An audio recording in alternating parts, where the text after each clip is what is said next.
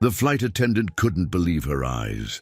The millionaire passenger was her husband, who she thought was dead.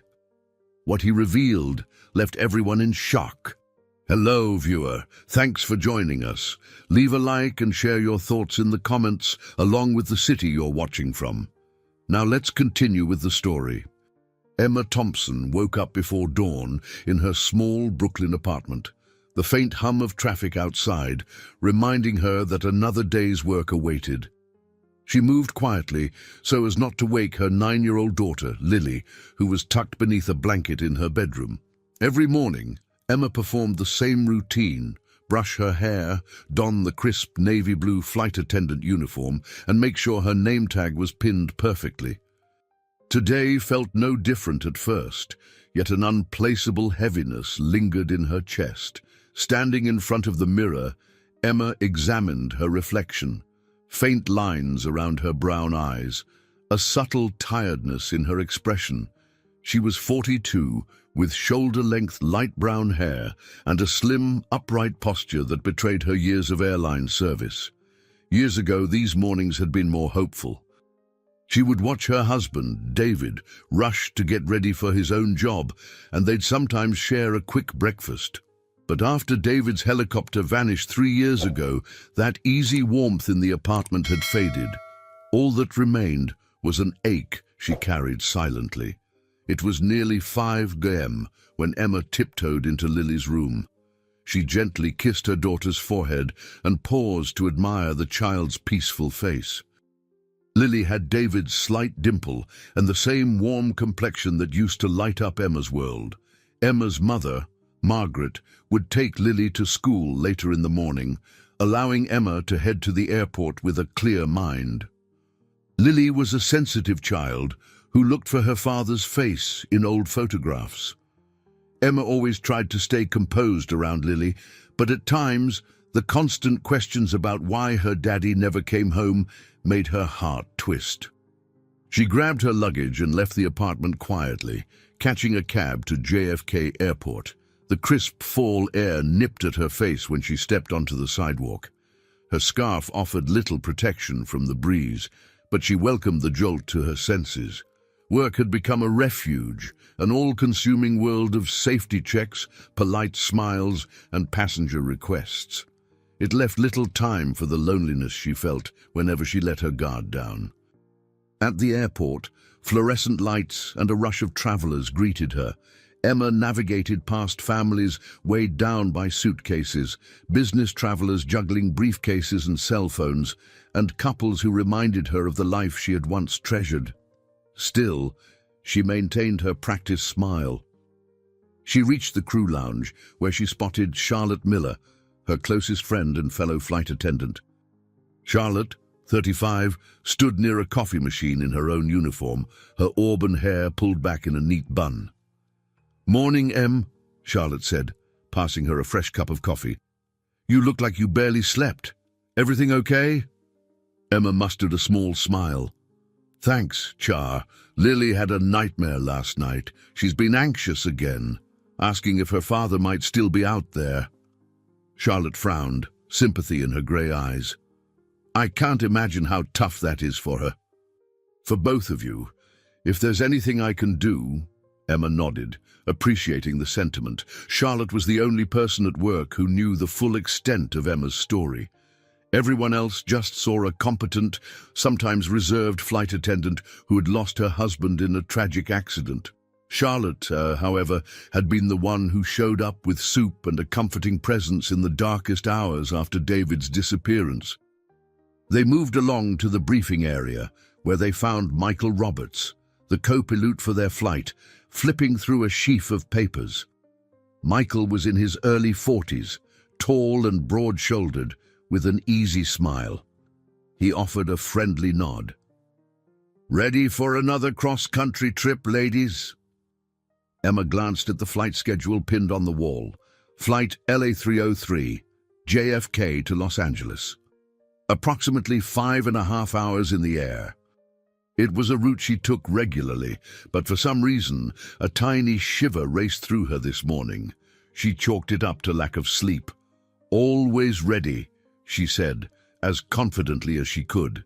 They met the rest of the crew, listened to the safety briefing, and discussed any special passenger notes. Then they headed to the jet bridge, uniforms immaculate and demeanors calm. The cabin was already bustling. Economy passengers dragged carry-on bags, searching for overhead bin space. In first class, business travelers settled in, checking emails or sipping morning coffee. Emma and Charlotte began the usual safety checks and seatbelt demonstrations. The routine comforted Emma. Its predictability was a shield against the chaos of her personal life. Once she finished the final head count, she stepped to the front of the cabin. That was when she felt a sudden, inexplicable sense of unease, like a whisper in the back of her mind, urging her to stay alert. As the plane taxied down the runway, Emma clutched the edge of a seat to steady herself.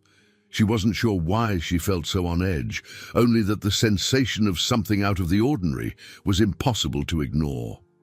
The engines roared. Emma forced a measured breath, continuing her tasks as the aircraft lifted into the sky. She reminded herself that she was safe. Lily was safe at home with Margaret. Everything was normal, yet she couldn't shake the feeling that this flight, which had begun so routinely, would soon change her life more than she ever thought possible. The seatbelt sign blinked overhead as the plane cruised at a steady altitude. Emma moved gracefully down the aisle, offering drinks and snacks.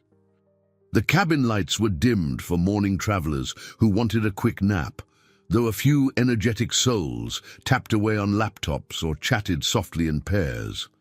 She paused in first class, where she handed a cup of black coffee to a woman named Tiffany Caldwell, a sharp-dressed executive with a sleek laptop open on her tray table.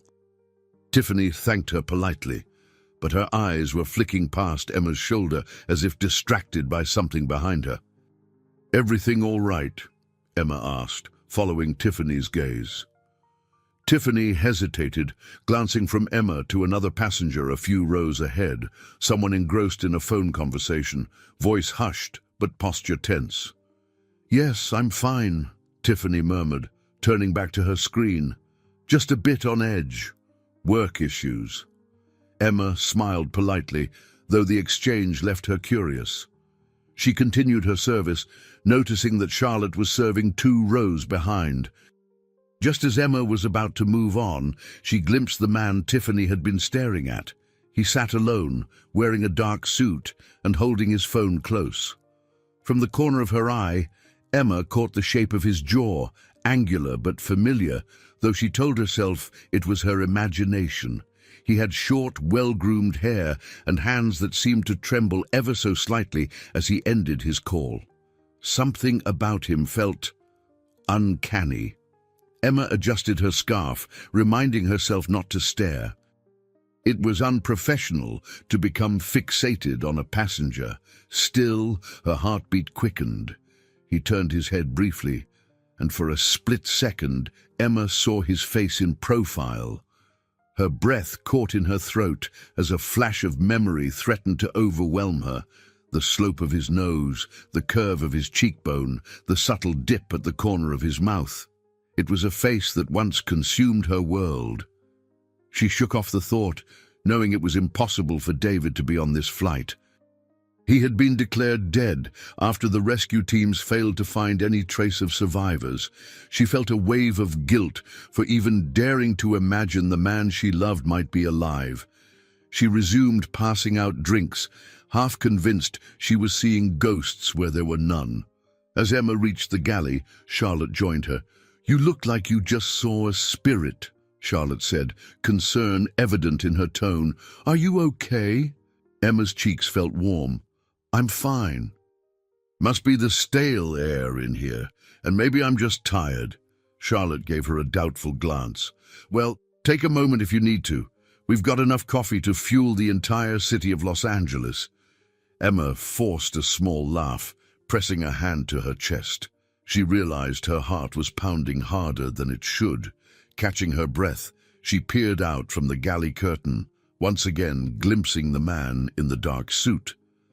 Now he was tapping something on a tablet, occasionally looking over his shoulder as though worried someone was watching. The flight progressed, and Emma tried to immerse herself in routine tasks, refilling drinks, retrieving pillows, responding to passenger calls.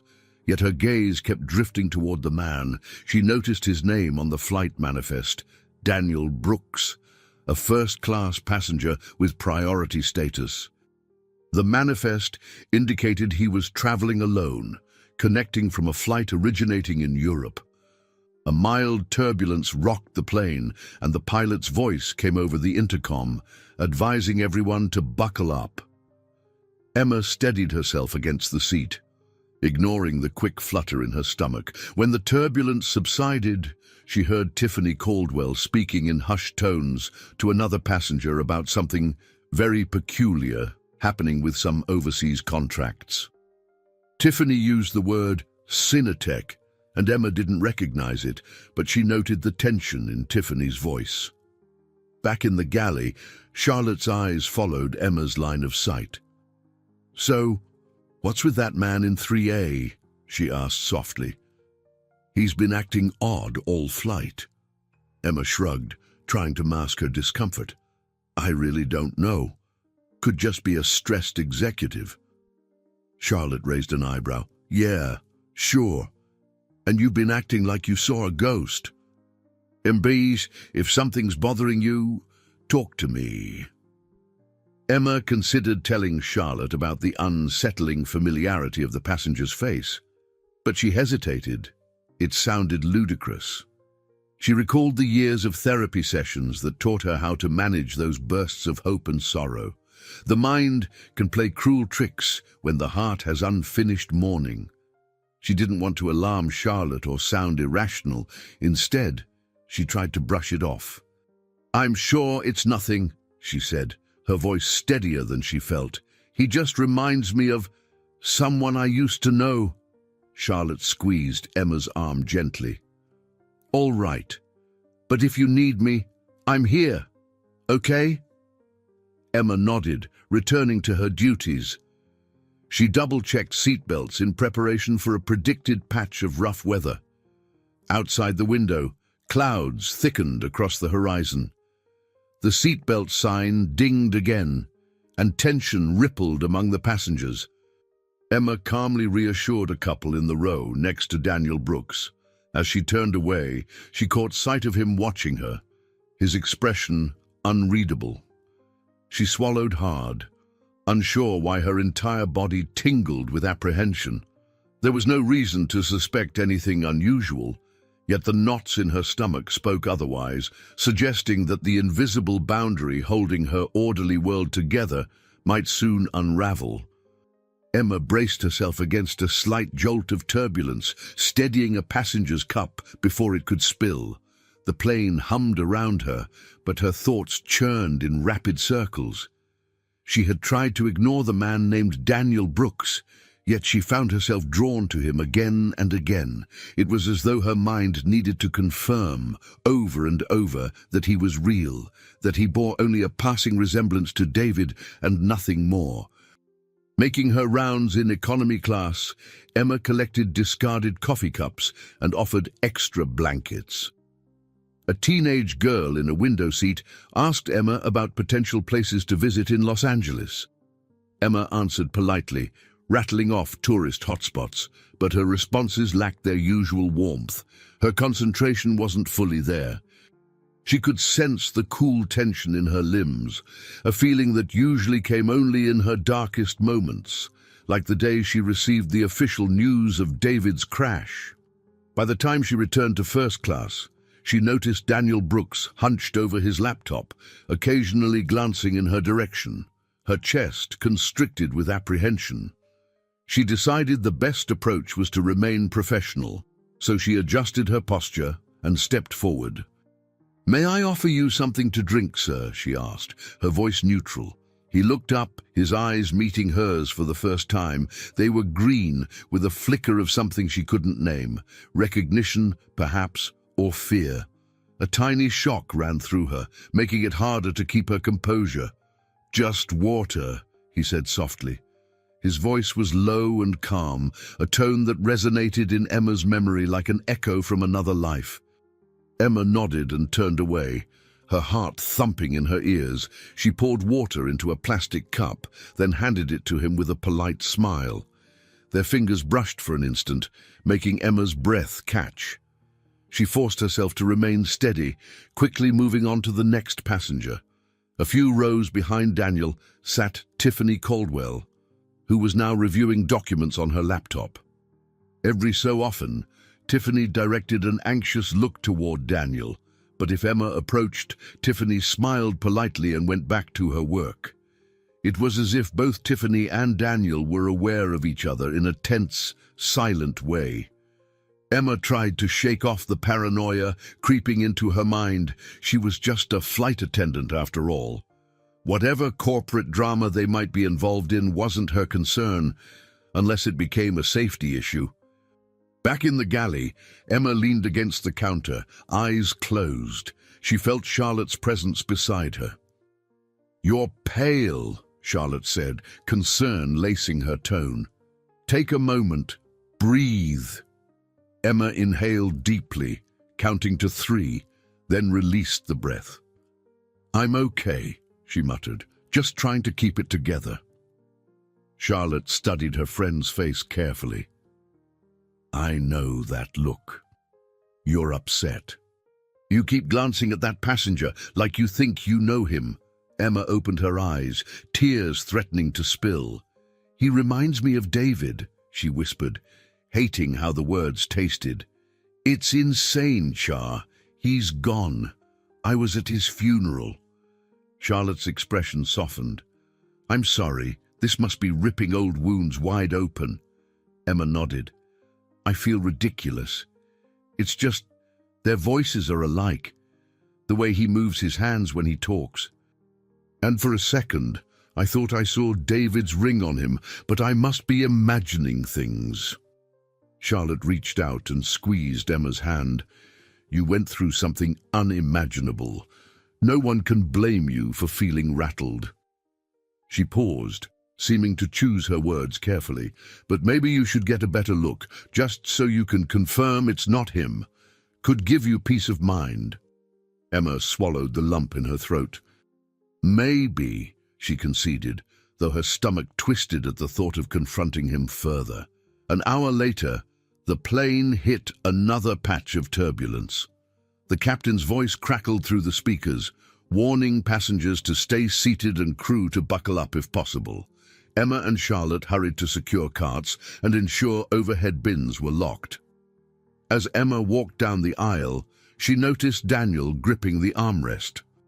She knelt by his seat, offering quiet reassurance that it was just light turbulence. He managed a tight smile and thanked her. In that moment, just inches from his face, she caught a faint scar on the underside of his jaw, small but unmistakable, like a mark she vividly remembered on David. She'd kissed that scar 1,000 times, teasing him about the silly bike accident that caused it. The realization hit her like a physical blow, and her knees nearly buckled. She forced herself to stand, forcing a polite nod, then moved on. But her mind spiraled with a single, terrifying thought. If this man truly had that identical scar, he wasn't just someone who resembled David. He might actually be David, the husband she believed lost forever. And if that was true, then everything she'd built these last 3 years, every tear shed, every acceptance of widowhood, was based on a devastating lie. The turbulence eased, but Emma's internal unrest only grew stronger. She slipped into a small storage alcove near the cockpit to gather her thoughts. Her heart hammered, and sweat beaded on her forehead. She pictured Lily back home, reading in her pajamas and waiting for her mother's return. If David was somehow alive, what would that mean for Lily? Anger, confusion, and an unexpected glimmer of hope all clashed in Emma's chest. When she emerged, Michael Roberts, the co-pilot, was standing by the cockpit door. He noticed Emma's worried expression. "Hey, everything all right?" he asked gently. She mustered a tight smile. "Just the usual mid-flight jitters," she replied, knowing she couldn't confide her wild suspicions to him. Michael, though friendly, wasn't someone she felt comfortable sharing something so personal, especially something that sounded so impossible. "All right," Michael said, stepping aside to let her pass. "But if you need anything, or if something's off, you can always come to me." She thanked him, touched by his concern, but unwilling to bare her heart. She headed back to first class, where Charlotte was checking on passengers. Emma began assisting with water refills, her eyes scanning for Daniel Brooks.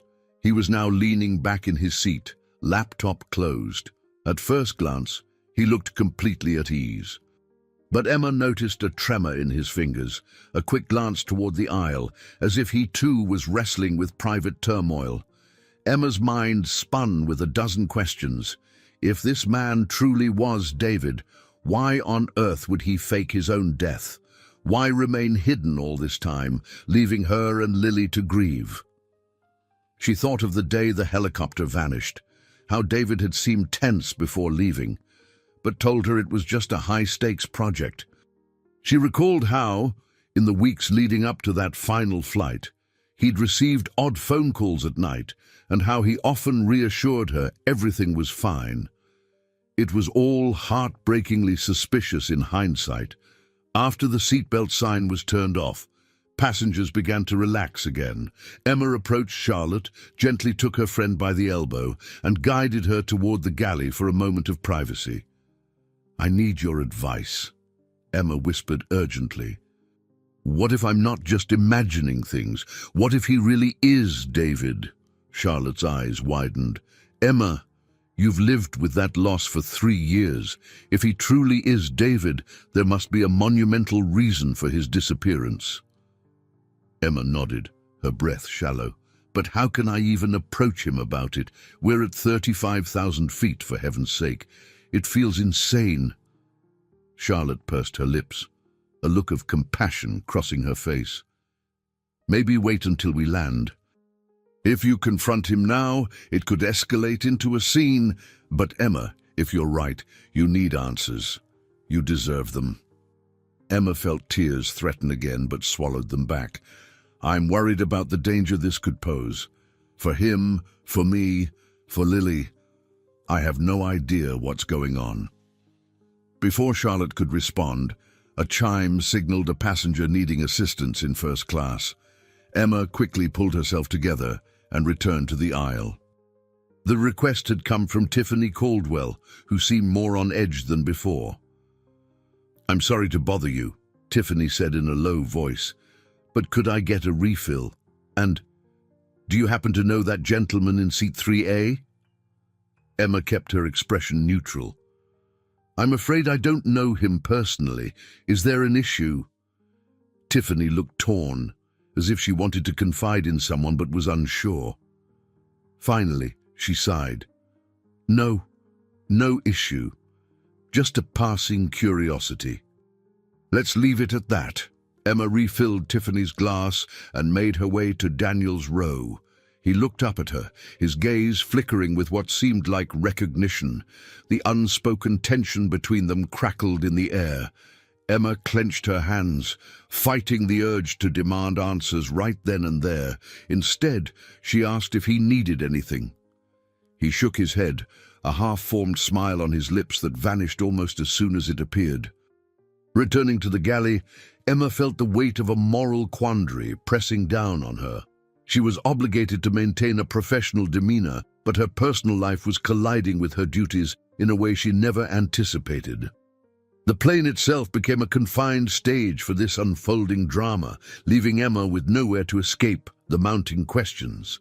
She fiddled with her wedding band, which she kept on a chain under her blouse. It was a habit she had never fully let go of, even after David's supposed death. The metal felt cool against her fingertips, a reminder of promises made and, apparently, broken. A wave of anger shot through her. If Daniel Brooks was David, how could he let her believe he was gone? And if he wasn't David, why did every fiber of her being scream otherwise? The steady hum of the engines provided a backdrop to Emma's internal storm.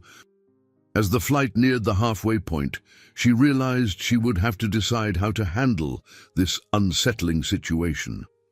Every time she passed Daniel Brooks's seat, her thoughts tumbled wildly. She felt equal parts desperate to speak with him and terrified of what she might discover. Charlotte approached with a sympathetic look. "The captain just informed me we might hit a stronger patch of turbulence within the hour. Hopefully not severe, but we should be ready." Emma nodded automatically. "All right, let's secure everything we can. We might want to hand out any refreshments now, just in case." They began distributing water and snacks throughout first class. When Emma reached Daniel's seat, he accepted a small bag of pretzels without a word. She sensed a tension in him, as though he was waiting for her to speak.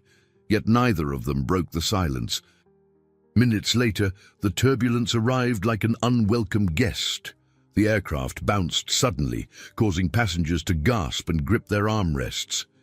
Emma and Charlotte secured themselves, both wearing forced smiles to reassure everyone.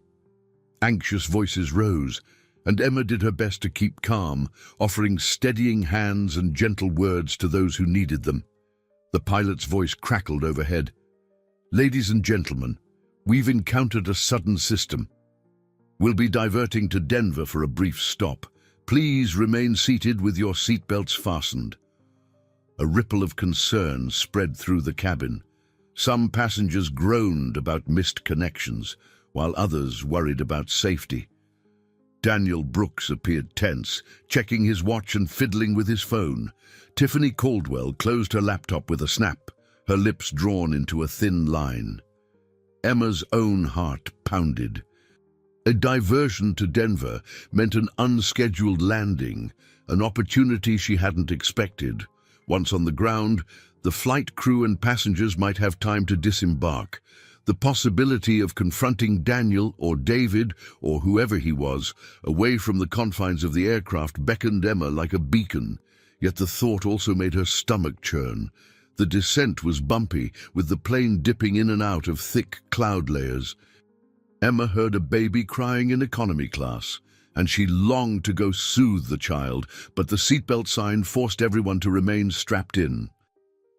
Tension clung to the air like static electricity. Emma's knuckles whitened as she gripped the armrest of her jump seat, mind racing.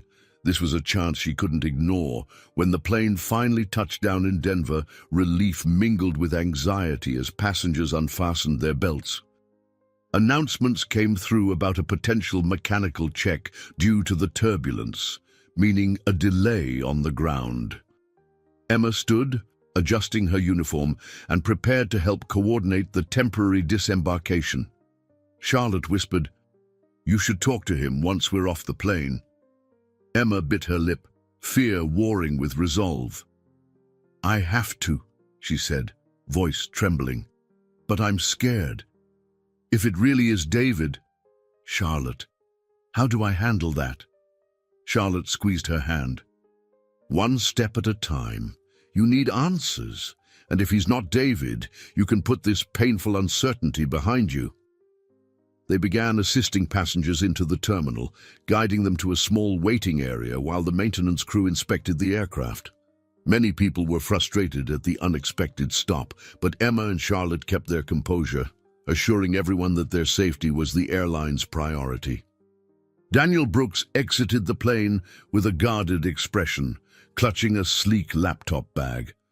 Emma watched him head toward an empty row of seats near a window. She took a steadying breath and approached him.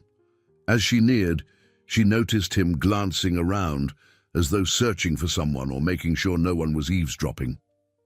When his eyes landed on Emma, he appeared to stiffen, but he didn't stand up. Gathering courage, Emma stepped closer. Her voice was soft but resolute. "Sir, I'm sorry to bother you, but I'd like a word." He looked at her, and for an agonizing moment, time seemed to freeze.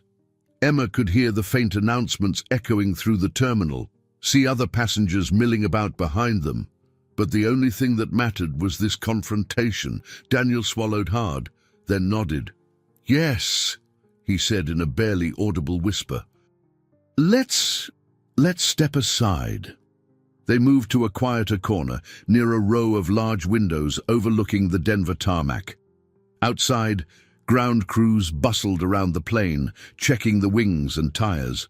The fluorescent lights of the terminal glinted off the tears Emma fought to keep at bay. Summoning her nerve, she met his gaze. "Do I know you?" He opened his mouth, struggling for words, his eyes flickering with something akin to sorrow. "Emma," he breathed at last, "you have every right to hate me. There's no easy way to say this. I can't fully explain here, but I'm so sorry. I never wanted to leave you. I never wanted to hurt you." Her heart thundered so loudly she feared he might hear it. The voice, the trembling in his hands, that faint scar she'd spotted, her worst and wildest suspicions converged into a single terrifying truth. Her knees felt weak, and she had to place a hand on a nearby seat for support. She stared at him, words caught in her throat, the storm of emotions too vast to name. Around them, the terminal buzzed with the normal chaos of a diverted flight, but for Emma, everything else ceased to exist. All that remained was the shocking realization that the man she had mourned for 3 years might indeed be her husband, David, alive, regretful, and carrying secrets that had broken her world apart. Emma stood by the large windows of Denver International Airport, blinking away tears as the realization sank in. The man calling himself Daniel Brooks was, beyond any doubt, her husband David.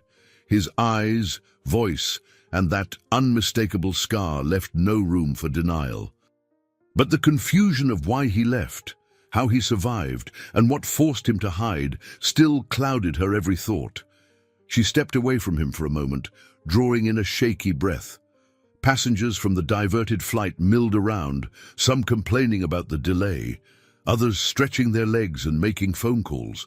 The overhead announcements about connecting flights and local weather added to the cacophony. David, she couldn't bring herself to call him Daniel, rubbed his temples, then glanced at Emma with an expression that revealed both guilt and longing. "I know this is overwhelming," he said quietly, hesitating before taking a step closer. "I want to explain everything, but this isn't the place. We're being watched." Emma's pulse quickened. "Watched? By who?" He lowered his voice. "It's a long story. But you, Lily, even your mother, you're all in danger if I don't handle this properly. I had to disappear. I had no choice." She fought a wave of anger. "No choice! You left me to raise our daughter alone, believing you were dead. Do you have any idea?" Her voice faltered as a wave of emotion blocked the rest of her sentence. David's face contorted with remorse. "I'm sorry," he whispered. "I thought if I broke contact completely, you'd be safe." It was the only way. Just then, Charlotte approached with concern evident in her eyes. She had remained at a respectful distance, but now sensed Emma needed support. "Is everything okay?" she asked softly. Emma swallowed hard, looking between Charlotte and David. "Charlotte, this is David," she managed, voice trembling. "My husband." Charlotte's hand flew to her mouth. She stared at him, shock registering on her features. "Oh my God, Emma! When?" She couldn't complete her thought, but the gravity of the moment pulled her into silence. David cleared his throat. "We can't talk here. Too many ears, too many eyes. We need privacy." Emma glanced around, noting a few passengers who seemed more curious than normal. Tiffany Caldwell stood near the gate desk, her laptop case clutched under her arm, gaze drifting now and then toward David. Another man in a dark jacket walked slowly across the terminal, seeming to glance in their direction before looking away. The lingering sense of being watched put Emma on edge. She took a resolute breath. "All right, let's find somewhere we can be alone." Turning to Charlotte, she added, "We still have responsibilities with the flight. Can you cover for me for a few minutes?" I need to hear what David has to say. Charlotte nodded, though the bewilderment never left her face. I'll keep the crew off your back for as long as I can, but be careful. This is huge. David guided Emma toward a quiet corner near a row of vending machines, keeping a watchful eye on the passers-by. His hand brushed Emma's, a gesture that felt painfully familiar, yet utterly foreign after 3 years apart. When they reached the secluded spot, he inhaled deeply.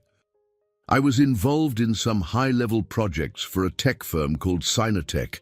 They're not just software developers, they have ties to private security and less savory organizations. I uncovered corruption that went beyond what I ever imagined. When I tried to back out, I started receiving threats against you and Lily. Emma's throat constricted. So, you staged a helicopter crash. It was arranged by someone inside Synatech, someone sympathetic. They made it look like my flight went down, and I vanished under a different identity. It was the only way to buy time to gather evidence. But it spiraled out of control. He paused, looking pained. I know I should have found a way to let you know, but any contact could have exposed you.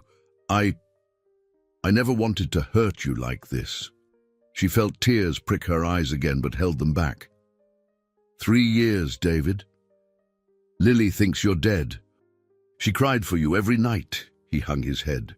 I've been tracking her progress from the shadows. It killed me not to be there, but it was the only way I knew to keep her safe.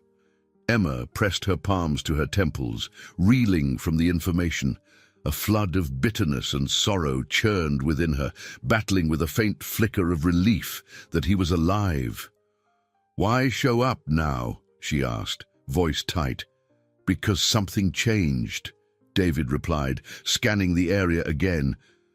Synatech is stepping up its threats. If I don't deliver what they want, or if I go public, they'll come after you and Lily. I need to find a way to finish this before it's too late, and I can't do it alone. His words hung in the air. Emma recognized the urgency, the edge of genuine fear. We have a couple of hours at most before they clear the plane to continue to LA, she murmured. After that, what happens? David raked a hand through his hair, looking weary. I have a contact in Los Angeles who might help me blow the whistle on Synatech, but we'll be on their radar. If you decide to help me, or even just keep my secret, it's dangerous. Emma glanced back at Charlotte, who was busy directing passengers toward a nearby cafe. She pictured Lily's face, the endless nights of anguish, and now the threat that loomed. She turned back to David, her chest tightening. I can't just pretend nothing's happened, she said hoarsely. But neither can I forgive you in an instant. David reached for her hand, but she pulled back, heart pounding. I understand, he whispered. I'll do whatever it takes to earn your trust again, but right now, we have to make a plan. Emma hurried back to where Charlotte stood, watching passengers mill around nervously. Charlotte caught Emma's eye and raised her brows in silent question. Without explanation, Emma led her friend a few steps away from the bustle. David needs a secure place to talk. He's apparently in serious trouble, Emma murmured. She noticed the confusion in Charlotte's face and realized how vague it all sounded. I can't even begin to tell you everything, but I need your help covering for me, Charlotte sighed, pushing a lock of auburn hair behind her ear. You know I've got your back, Em. I don't even know what to say, though. This is unbelievable. Before Emma could respond, they heard the overhead announcement instructing passengers to remain near the gate area. The plane was being inspected, and the crew needed to wait for further instructions. Emma's supervisor, a stern woman named Roberta Summers, stood by the gate podium, flipping through paperwork. Emma smoothed her uniform and steeled herself. She approached Roberta with a practiced calm. Everything all right, Roberta? Roberta looked up, her thin lips curving down in a perpetual frown. They're saying we might be here another hour at least. I'm trying to coordinate meal vouchers for the passengers. Her eyes flicked to Emma, noting the tension. "You doing okay?" Emma nodded, forcing a tight smile, "Just making sure our passengers are comfortable. If you don't mind, Charlotte and I will check in on them and see if anyone needs extra assistance." Roberta appeared satisfied with that. "Do it quickly. We don't know how long it'll be until we reboard." Emma and Charlotte used the opportunity to guide groups of travelers to the nearby restaurant options. Tiffany Caldwell lingered by a charging station, occasionally glancing toward David, who was typing on his phone at a small table. Emma avoided Tiffany's eye, not wanting to spark more suspicion. In hushed tones, Charlotte asked, "Did he explain anything about how he survived?" Emma drew in a breath.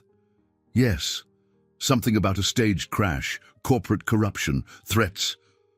I still don't understand it all. I'm furious, but I also can't ignore him. He looks genuinely scared." Charlotte squeezed Emma's arm. "I'm worried for you. But if he's telling the truth, you might be in danger too." Her gaze shifted to David. "I can distract Roberta while you and David talk. Go somewhere you won't be overheard, but don't let him corner you." Emma gave Charlotte a grateful look, remembering all the times her friend had been her rock. She walked over to David, who immediately stood, tension in every muscle. "We have maybe an hour," she whispered. "Follow me." She led him through a side hallway that opened onto a quiet lounge, usually reserved for airline employees. The lights were dim, the furniture worn but comfortable, and there was no one else around. Emma closed the door behind them, her hand trembling on the knob. David stood a few feet away, hands in his pockets, studying her face as if searching for clues of her state of mind. "Emma," he began softly, "I know you need answers, but I'm begging you to consider the risks. If you stay too close to me, you might get hurt." She crossed her arms, a swirl of anger and relief battling inside. "You already hurt me, David, and you hurt Lily. We grieved for you. I don't know if I can forgive that." David swallowed hard, guilt radiating from him. "I understand. I wish I could undo it, but my priority was keeping you alive. If you only knew some of the things I uncovered."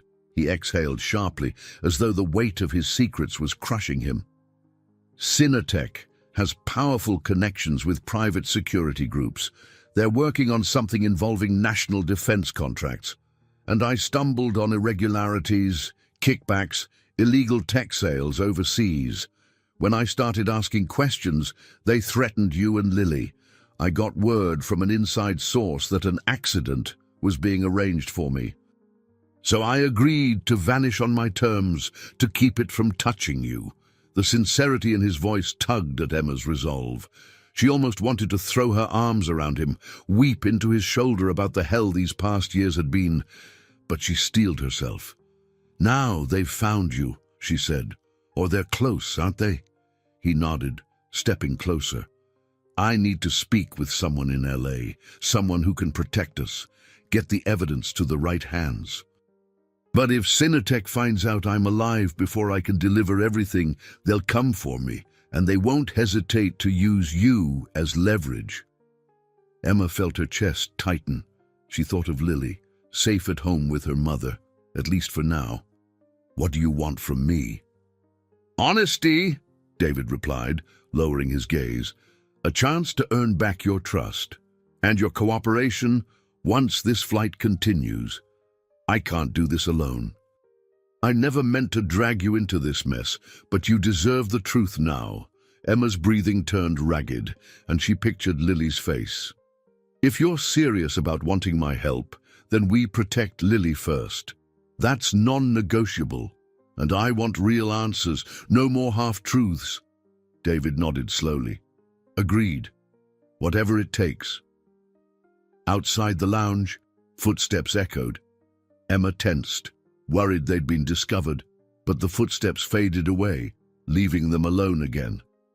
She realized that in choosing to listen, she was crossing a threshold into a new reality, one where David was not a memory, but a living, breathing man with dangerous secrets.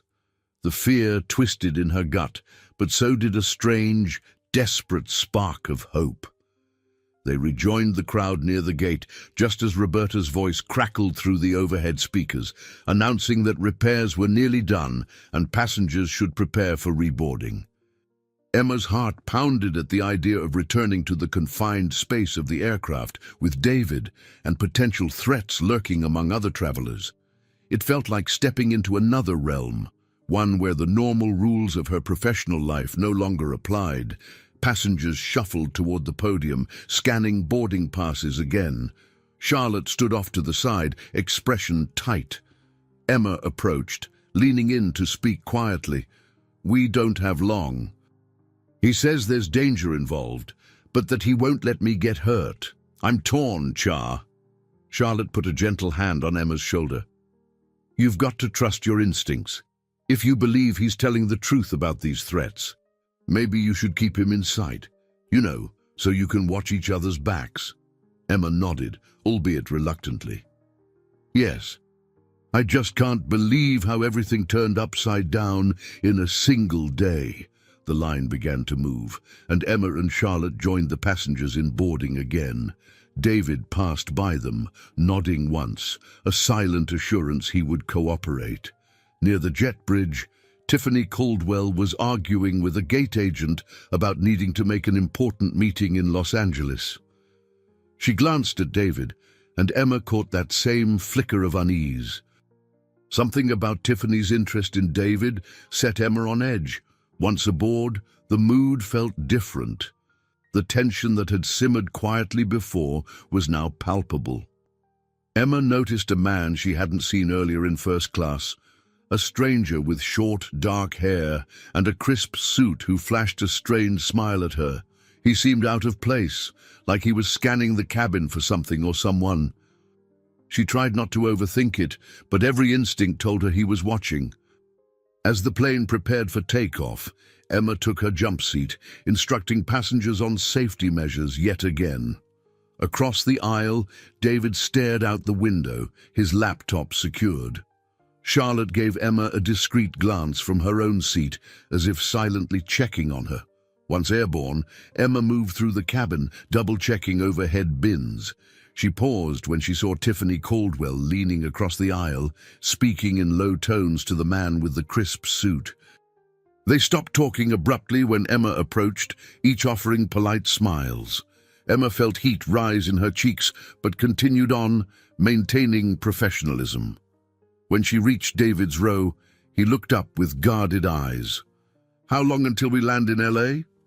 4 hours, maybe less, depending on winds," Emma replied evenly, though her heart was racing. "You okay?" He gave a faint nod. "Just anxious. My contact will be waiting." Emma handed him a small bottle of water. "I'll keep an eye on Tiffany Caldwell and that other man in the suit. Something about them feels off." David's gaze flicked to where Tiffany sat. "I've seen her on other flights before. She works for a consulting firm that has dealings with Sinotech. I suspect she's not a direct threat, but she might report seeing me." Emma caught the worry in his voice. "Then what do we do?" Before he could answer, a passenger behind them requested Emma's help with a jammed overhead bin. She forced a reassuring smile, turning away to assist. She found Charlotte in the galley afterward, grabbing extra napkins. "You all right?" Charlotte asked, brow furrowed. "You look like you're ready to jump out of the plane." Emma exhaled a shaky breath. "We still have hours trapped in here with potential threats." Charlotte touched Emma's arm.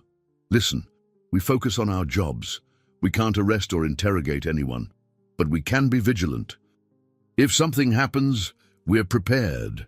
Emma nodded. "I just never expected my normal to turn into this espionage nightmare." The rest of the flight continued with an undercurrent of unease. Emma carried out her duties, mindful of every suspicious glance or hushed conversation. She overheard Tiffany on a call, whispering about meeting the team at LAX. Meanwhile, the man in the crisp suit barely touched his drink, his eyes darting around as though cataloguing the passengers. In between serving drinks, Emma managed to exchange hushed words with David. He stayed cautious, saying there might be watchers trying to figure out if he was indeed the same, David presumed dead years ago. Emma's stomach churned at the thought. She remembered the grief so vividly that it seemed surreal to be conspiring with him like characters from a spy thriller. Hours later, the plane began its descent toward Los Angeles. Emma could see the city lights glimmering in the darkness. She couldn't help but feel that they were about to land in a new world, a place where everything she believed would be tested further, and where danger awaited them in the shadows. Touchdown at LAX brought a subtle wave of relief.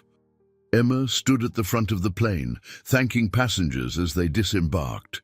The typical hustle of Los Angeles beckoned beyond the jet bridge, a promise of bright lights and busy terminals. Despite the familiarity, Emma sensed a shift in her reality. Once she left the confines of the aircraft, her life would no longer be the same. Tiffany Caldwell exited quickly, phone pressed to her ear, heels clicking briskly on the jet bridge. She threw a final glance over her shoulder, her gaze flitting to David and then to Emma. The man in the crisp suit followed suit, giving Emma a curt nod but offering no conversation. Charlotte caught Emma's eye. "We need to debrief with the crew," she said quietly. "But once that's done, where do you go from here?" Emma frowned, glancing at David, who stood near his seat, laptop bag slung over his shoulder. "I have no idea," she admitted. "He said he has a contact here. Maybe we'll try to find them." Charlotte squeezed Emma's hand. "You know how to reach me. I'll cover for you as much as I can. But take care of yourself, all right?" Swallowing a lump in her throat, Emma nodded. She reached for David as soon as the aisle was clear. "Let's step off the plane. People are waiting to clean for the next flight anyway." David followed her into the jet bridge, keeping a cautious distance from other disembarking passengers. Once they reached the terminal, he guided her toward a quieter corner near an art display of local photography. People streamed by, oblivious to the tension emanating from them. "I need to get to a hotel," David said, opening his phone to show her a text message. "My contact gave me the name of a place in downtown LA. It's discreet. We can talk safely there." Emma eyed the phone, uncertain. "I can't just leave my responsibilities, David. I'm still on duty until I officially sign off. Then there's Lily back in New York. I promised to call her after landing." He nodded, pocketing his phone. "I understand. Just tell me where to wait, and I'll make sure to be there." "We have to plan our next move." Emma glanced around the bustling terminal, her mind spinning. She should be heading to the crew lounge, filing a post-flight report. Instead, she was torn between duty and the frightening, urgent situation at hand. "Give me an hour," she said at last. "I need to check out with the airline and let Charlotte and the others know I'm safe." David hesitated, as though wanting to say more, but simply offered a tight smile. "1 hour. I'll wait at the coffee shop near baggage claim." Emma left him there and hurried back to find Charlotte. She found her friend near the baggage carousel, already finishing with crew formalities. Roberta was nowhere in sight, likely dealing with another administrative task. Charlotte handed Emma her own carry-on bag. "Got your stuff?" Roberta asked if you were okay, and I told her you had a migraine from the turbulence. Emma managed a wry grin. "Thank you. You're a lifesaver." "So, what's next?" Emma exhaled. "I'm supposed to meet David at the coffee shop by baggage claim. He says he has a safe place to stay in downtown LA. I don't know if I'm going with him or if I'm just going to talk and leave. My mind's in knots." Charlotte glanced around to ensure no one was listening. "Listen, be careful. If you decide to go with him, at least let me know where. Text me the address. And call your mom. She and Lily need to know you might be busy for a bit. A wave of apprehension flooded Emma, but she thanked Charlotte and hugged her goodbye. She found a quieter corner of the terminal to place a call. Her mother answered on the second ring. "Emma," Margaret sounded relieved.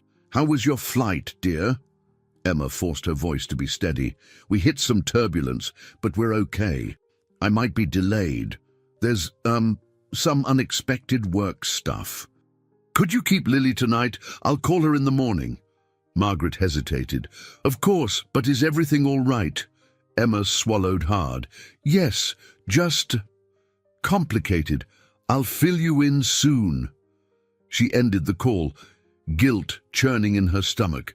Lying wasn't her nature, especially not to her mother, but how could she possibly explain that Lily's father had returned from the grave? She shouldered her bag and made her way to baggage claim. The coffee shop wasn't busy. Tired travelers sipped lattes and tapped away at phone screens. David stood near a pillar, arms folded, scanning the crowd. When his eyes landed on Emma, a flicker of relief crossed his face. They retreated to a corner table. The noise of the espresso machine provided a semblance of privacy. David leaned forward, voice low. "The hotel is called the Hawthorne. It's downtown, near a quieter district. My contact will meet me there sometime tomorrow. He suggested we meet in a public place first, but Emma listened, adrenaline rushing through her. She wondered if this was what stepping into the unknown truly felt like. Heart pounding, mind spinning, no real sense of up or down. The usual roles in her life, mother, flight attendant, widow, did little to prepare her for corporate conspiracies or clandestine meetings. Still, she couldn't turn back now. She rubbed her temples, summoning what inner resolve she could muster. "All right," she said softly, "lead the way. But I'm telling you now, if anything feels off, if I sense any danger, I'm out. And you have to be honest with me, David. No more hiding." His gaze was firm. "I promise, everything out in the open." They took a rideshare from LAX to the Hawthorne, winding through the city streets as neon signs and towering buildings flickered past the window. Emma stared at the blur of lights, her reflection faintly visible in the glass. She hardly recognized herself, anxious yet determined, stepping deeper into David's secret world. The Hawthorne was a modest, older building with a worn lobby that smelled of coffee and floor polish. David led her to the reception desk, where a tired clerk handed him a key card after he mumbled a reservation name Emma didn't quite catch. A wave of unease passed over her, but she reminded herself that normal rules didn't apply here. Whatever alias David was using, it clearly wasn't Thompson. Up in the room, Emma set her bag on a small table near the window. The space was cramped, with dated carpet and a faint buzzing from an ancient-looking AC unit. David locked the door behind them, leaning against it for a moment, as though relieved to have even that thin barrier between them and the outside world. "So," Emma said, folding her arms, "are you going to tell me more?" David opened his laptop bag and took out a sleek black device, smaller than a tablet but more advanced looking. "This holds everything I've collected on Cinetech, emails, contract details, offshore accounts. I'm supposed to meet my contact, a journalist named Garrett Lee, tomorrow afternoon. He promised to publish a bombshell report once he validates the files." Emma chewed her lip. "If this is so explosive, why not go to the police?" David sighed, rubbing the back of his neck. "Cinetech's influence runs deep. There are powerful people in law enforcement who might tip them off. Garrett has connections to honest investigators, people who can bypass the ones on Cinetech's payroll, but it's risky. If Cinetech finds out I'm alive before the story goes public, they'll try to silence me." Emma took a seat on the edge of the bed, trying to process the enormity of what he was saying. "And Tiffany Caldwell? You said she might suspect something. She was definitely watching you on the plane. She works for a consulting firm that sometimes partners with Cinetech," David explained. If she recognized me, she could alert the company. And that man in the suit could be one of their internal security agents or even a private mercenary. I'm not entirely sure. Emma shivered. This sounds like a spy novel. David grimaced. I wish it were just fiction. He powered on the device, and a flurry of digital folders appeared on the screen. Emma leaned in, glimpsing documents labeled with cryptic file names. Her stomach knotted as she realized the gravity of this evidence. She remembered those nights, years ago, when David would come home tense, brushing off her questions with vague reassurances. Back then, she had no idea how deep the danger went. She rose, crossing the room to stare out the window. 3 years, she whispered, a tremor in her voice. 3 years I spent grieving you. I lost so much, and Lily lost her father. She turned to face him, tears brimming. How do I explain to her that you're alive but never came home? David approached, stopping a few feet away. Emma, I know I can't fix the past, but if we don't see this through, there might not be a future for me or for us as a family. I want to be there for Lily, more than anything. Emma's anger flared, mixing with longing for the man she once adored. You left me alone. You have no idea the nights I spent trying to calm Lily's nightmares. The questions she asked, why can't Daddy come back if they never found his body? His face creased with anguish. I checked in on her from afar, through a friend who kept tabs, occasionally even took photos. That's how I know she's in the advanced reading program, that she likes drawing pictures of planes and rockets. I wasn't completely gone, but I couldn't risk direct contact. I'm so sorry. Emma wrapped her arms around herself, uncertain whether to rail at him or break down sobbing. Instead, she stood there in silence, tears sliding down her cheeks. David hesitated, then carefully placed a hand on her shoulder. She didn't push him away, but she didn't lean in either. They stayed like that for a long moment, the hum of the AC the only sound in the room. Finally, Emma swallowed hard and stepped back, regaining a measure of composure. Tomorrow, you'll meet Garrett Lee. I'll go with you, but only because I need to ensure Lily is safe in the end. After that, I don't know. David nodded, his gaze earnest. I'll do whatever you ask. We're in this together now. Emma glanced at her phone, noticing missed calls from Charlotte. She pressed her lips tight, knowing her friend was likely worried. Tomorrow loomed like a question mark, but at least now she had something that felt like a plan, no matter how precarious it might be. They met Garrett Lee in the bustling lobby of a downtown cafe the next afternoon. The place smelled of fresh pastries and espresso, and conversations overlapped in a low roar. Daylight streamed through the windows, illuminating rows of tiny tables. Despite the lively atmosphere, Emma felt a chill as she stepped inside. David had insisted they meet in public to discourage any sudden moves from potential watchers. Garrett Lee turned out to be a slim man in his early 30s, with neatly parted black hair and wire-rimmed glasses. He wore a worn denim jacket and clutched a messenger bag that seemed stuffed with notes and recording devices. When he spotted David, Garrett's eyes widened briefly in recognition. Then he steeled his expression, as if bracing for a revelation. Daniel, or should I say David? Garrett greeted him with a nod, voice low. Let's grab a table at the back. Emma followed them, feeling the weight of each step. She glanced over her shoulder, half expecting Tiffany Caldwell or the man in the suit to appear. Although she didn't see them, her sense of being observed refused to vanish. Once seated, Garrett wasted no time. I've been in contact with your inside source, he said to David, then gave Emma a polite but searching glance. I assume you're Emma Thompson, David's wife? Emma tensed. I am, though I never expected to be involved in anything like this. Garrett opened his messenger bag, retrieving a small recording device. David's told me a little about your situation. Let me lay out the plan. I'll verify the data he has, then contact a few allies in law enforcement who aren't compromised. Once the evidence is safely placed in multiple hands, we'll release an initial press story. Cinetech can't silence everyone if it goes public quickly. David nodded, placing the sleek device on the table. Garrett studied it carefully, then attached a cable from his laptop to the device. The screen glowed as files began populating. Emma watched lines of code and file names scroll by, her heart pounding at the notion that this was the kind of proof people would kill to conceal. Suddenly, a shadow fell across the table. Emma glanced up.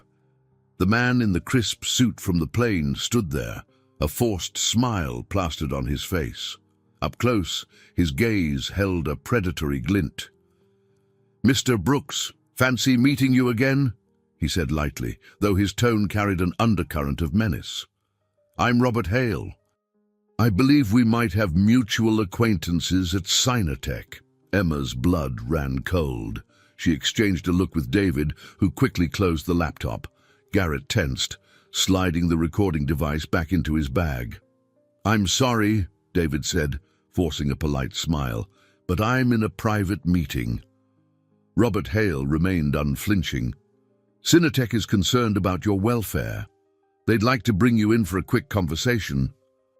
"Sort out some loose ends." Emma's stomach twisted at the blatant insinuation. She sensed that loose ends very much included her and Garrett. "No thanks," David said, his voice firm. "I'm enjoying my coffee here." Hale's stare bored into David, then flicked to Emma and Garrett. He reached into his pocket, pulling out a business card, which he placed on the table. "Should you change your mind? Don't take too long." Then he walked away with calm deliberation, pausing at the door to cast one more glance in their direction before stepping outside. Emma let out a breath she hadn't realized she was holding. "We need to go. Now." Garrett shoved his laptop into the messenger bag, eyes wide. "If he saw what we're doing—" "He definitely did," David interrupted, face grim. "He's one of their security. They'll have people watching us." Together, they gathered their things and slipped out the back entrance of the cafe, weaving through alleys. The tall buildings and the midday crowds provided some cover. Emma's hands shook as she clutched David's arm, heart pounding. "Where do we go?" she whispered. "A hotel isn't safe now." Garrett checked his phone. "I have a friend who runs a co-working space not far from here. It's busy, lots of foot traffic. Harder for them to corner us. We can lie low there for a bit while I upload this data to multiple secure servers." They hailed a taxi on a side street, adrenaline fueling their urgency. Inside the cab, Emma's mind spun. She'd thought meeting Garrett would be the beginning of a solution. Instead, they'd been confronted by Cinetech's men almost immediately. The threat was far more tangible than she'd realized. David wrapped an arm around Emma's shoulders, and she fought the conflicting urge to push him away and cling to him at the same time. She let herself lean against him, if only for a moment, feeling the warmth and comfort of the man she once knew so intimately. Yet doubt tugged at her. Cinetech knew David was alive. They knew he was in Los Angeles. They had identified Garrett and, by extension, Emma. She worried about Lily and Margaret back in New York. David must have read the fear in her eyes because he whispered, "We'll protect them, I promise." She nodded, not trusting her voice. Outside, the city flickered by, sunlit sidewalks, honking cars, people immersed in their own routines. Emma realized that her life had veered into a dangerous new path, one from which she might never fully return to the comfortable, ordinary world she once knew. The taxi ride to Garrett's co-working space was mercifully brief. Emma peered out the window at a blur of downtown Los Angeles. Tall office buildings, eclectic storefronts, people hurrying along the sidewalks. She tried to calm her breathing, but the adrenaline from their cafe encounter still pulsed through her veins. The presence of Robert Hale, Cinetech's security agent, reminded her just how real the danger was. David sat beside her, jaw set with grim determination. Garrett was up front beside the driver, tapping anxiously on his phone. Emma overheard snippets of his conversation with someone named Tim, verifying a secure upload. She wasn't sure what that entailed, but at this point, she trusted Garrett to do whatever was necessary to keep the evidence safe. Within minutes, the taxi pulled up in front of a modern brick building with large windows. A small sign read, "Club Solutions Workspace," in stylish lettering. Garrett paid the driver, then motioned for Emma and David to follow him through a glass door into a bright foyer. The interior had an industrial chic vibe, exposed beams, potted plants, and people hustling between desks with laptops or coffee cups in hand. Garrett led them down a hallway into a private conference room, typically used for client meetings. It was a modest space with a single rectangular table, several chairs, and a large whiteboard. The moment Emma stepped inside, she felt a ripple of relief. At least here they had some privacy. Shutting the door behind them, Garrett exhaled. "All right, this should give us a little breathing room. My friend Tim is letting us use this place under the radar." He set his messenger bag down and pulled out his laptop and the small black device containing David's files. Emma pressed her back against the wall, trying to steady her nerves. "So, what now? You said you were going to distribute the files, but won't Cinetech keep coming after you?" Garrett plugged a USB cable into his computer. "I'm working on uploading all the data to multiple secure cloud servers. Once that's done, I'll give the passcodes to several trusted contacts. That way, if anything happens to us, the information still goes public." David nodded and placed a hand gently on Emma's shoulder. "It's the best strategy. If Cinetech can't contain the data, their threats lose power, but we still need to watch our backs. They'll want to intercept or discredit anything we release." Emma swallowed. She thought of Lily and Margaret safely in New York, or so she hoped. "I need to check on my daughter," she said, glancing at David, "and I need to let Charlotte know we're okay." David squeezed her hand.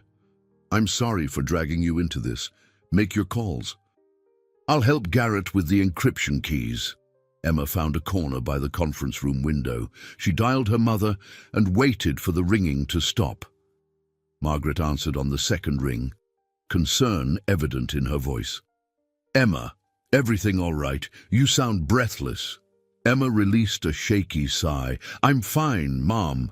Just had to rearrange some things with work. How's Lily?" "She's good. Worried about you, though. You said you'd call earlier." A pang of guilt hit Emma. "I know. Things got hectic. Let Lily know I love her, and I'll call again soon, okay?" She hesitated, wanting to say more. But how could she explain that her supposedly dead husband was alive, and they were entangled in a corporate conspiracy? Margaret picked up on the hesitation. "Are you sure you're safe, Emma?" "I will be," she promised, voice trembling. "I'll come home as soon as I can."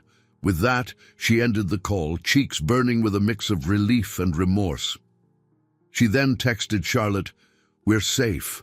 With Garrett at a secure place downtown. We'll update you soon." Almost instantly, Charlotte replied, "Stay alert. Let me know if you need backup or an excuse to return to NYC." Emma had to smile despite the tension. She was grateful for her friend's unwavering support. Returning to the table, she heard Garrett cursing under his breath.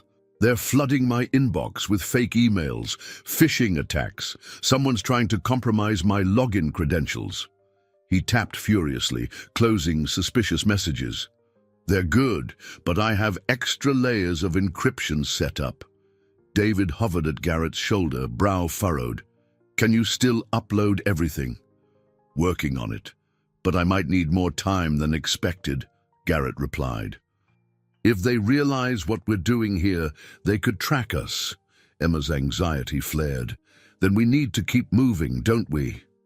David shook his head. "If we run now, we might lose momentum. We should wait until Garrett's done. Then we can figure out our next move. Emma paced the room, gazing out the window at the busy street below. A swirl of doubts and questions bombarded her.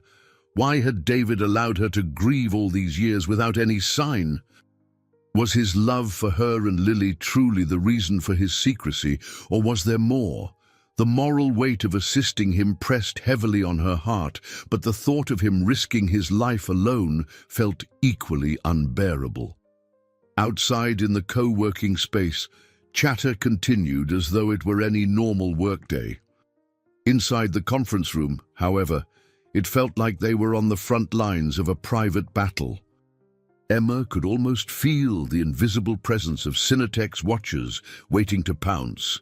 She clenched her fists, summoning her resolve. This was only the first wave of tests, and she had no intention of failing. 2 tense hours passed in the small conference room. Garrett worked feverishly, muttering to himself every time his computer flagged an attempted breach. David alternated between pacing and standing guard by the door, peeking out every so often to ensure no uninvited guests were snooping around. Emma tried to keep busy, tidying the scattered documents Garrett printed, but her mind refused to settle. Eventually, Garrett exhaled in relief. Most of it is uploaded. I'm distributing the encryption keys to 3 contacts. If Cinetech's hackers manage to shut down one location, the others will still be there. I'll keep the original files on this device as backup. Emma looked at the digital clock on the wall. Nearly midnight. So, what's our next step? David answered, his voice subdued. We need to find a place to rest. Garrett, you should probably stay somewhere safe. Emma and I will figure something out. Garrett packed up his gear. I have a friend who can shelter me for the night. Tomorrow morning, I'm giving an anonymous tip to a journalist at a major news network. If that goes well, we'll have the beginnings of a real story out there. Emma felt a flicker of hope, but it was overshadowed by a nagging worry. Cinetech's people had already shown they were one step ahead at times. What if they escalated to something more violent? Suddenly, Emma's phone buzzed. She picked it up to see Charlotte's name flashing on the screen. Heart pounding, she accepted the call. Charlotte? Emma, Charlotte said in a hushed tone. I just overheard something at the airline office. Someone was asking about you. A man in a suit, official sounding. He claimed to be with some aviation security team. I don't trust it. I think Cinetech might be trying to locate you through your job. Emma's pulse raced. You're sure? Positive. Be careful, okay? I didn't say anything, but I'm not sure if they believed me. Just watch your back, Em? I will, Emma promised, before hanging up. David tensed. They're sniffing around your workplace. Emma nodded. Charlotte says a man in a suit was asking questions about me. Garrett slung his messenger bag over his shoulder. They'll keep digging. Let's not stay here too long. I'll split off now. I suggest you two find someplace off the grid. Pay cash if you can. They agreed. Emma and David watched Garrett slip out into the hallway, adopting a casual air as he merged with the other co-working night owls. Once he was gone, a tense silence settled over them. David cleared his throat. Emma, I know you're furious at me. You have every right, but I never stopped loving you. Or Lily. She looked at him, eyes stinging. Then why didn't you trust me enough to tell me something, anything? I spent 3 years of birthdays, holidays, and school events alone, trying to explain to our daughter why her dad wasn't coming home. His shoulders sagged with regret. I didn't want to risk your life by looping you in. I thought the less you knew, the safer you'd be. But looking back, maybe I was a coward. Maybe I couldn't handle seeing your face and knowing that you were in danger because of me. The raw honesty in his voice tugged at Emma's heart. She hated the swirl of conflicting emotions, love, betrayal, longing, anger. She wanted to scream at him and hug him all at once. Instead, she pressed her palms to her temples. I just don't know how to forgive you, or if I can. David swallowed hard. I understand. Let's deal with one crisis at a time, okay? Once this threat is gone, I'll do whatever it takes to make amends, if that's even possible. They left the conference room quietly, slipping onto the street through a side exit. The city at midnight was both alive and strangely peaceful. Neon lights and the constant hum of distant traffic created a kind of urban lullaby. Emma clung to her purse, half expecting Robert Hale or another Cinetech operative to appear. They walked several blocks, scanning the signs for a motel. Eventually, they found a modest establishment with a flickering neon vacancy sign. Emma requested a room, paying in cash under a name Charlotte once used for group reservations. The older desk clerk didn't bat an eye. Inside the small motel room, Emma locked the door and checked the windows. She felt a pang, remembering how David used to joke about her obsessive security checks whenever they traveled. Now, that habit felt less like a quirk and more like a necessity. They set their belongings down, exhaustion weighing on them. Emma sank onto the edge of the bed. We can't keep running forever. The moment Cinetech realizes you're about to leak their secrets, they'll tighten the net. David knelt beside her, resting a hand on her knee. That's why we trust Garrett's strategy. Once the story breaks, they won't be able to hide. Then we'll work on official protection for you and Lily. Emma nodded, though doubt lingered. Her morals clashed with a cold, underlying fear. What if David's reappearance only spelled disaster for Lily?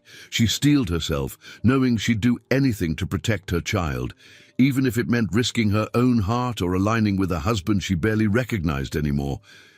Morning light seeped through the thin curtains, and Emma woke with a start. She'd slept fitfully, dreaming of helicopter blades slicing the sky and Lily's distant cries.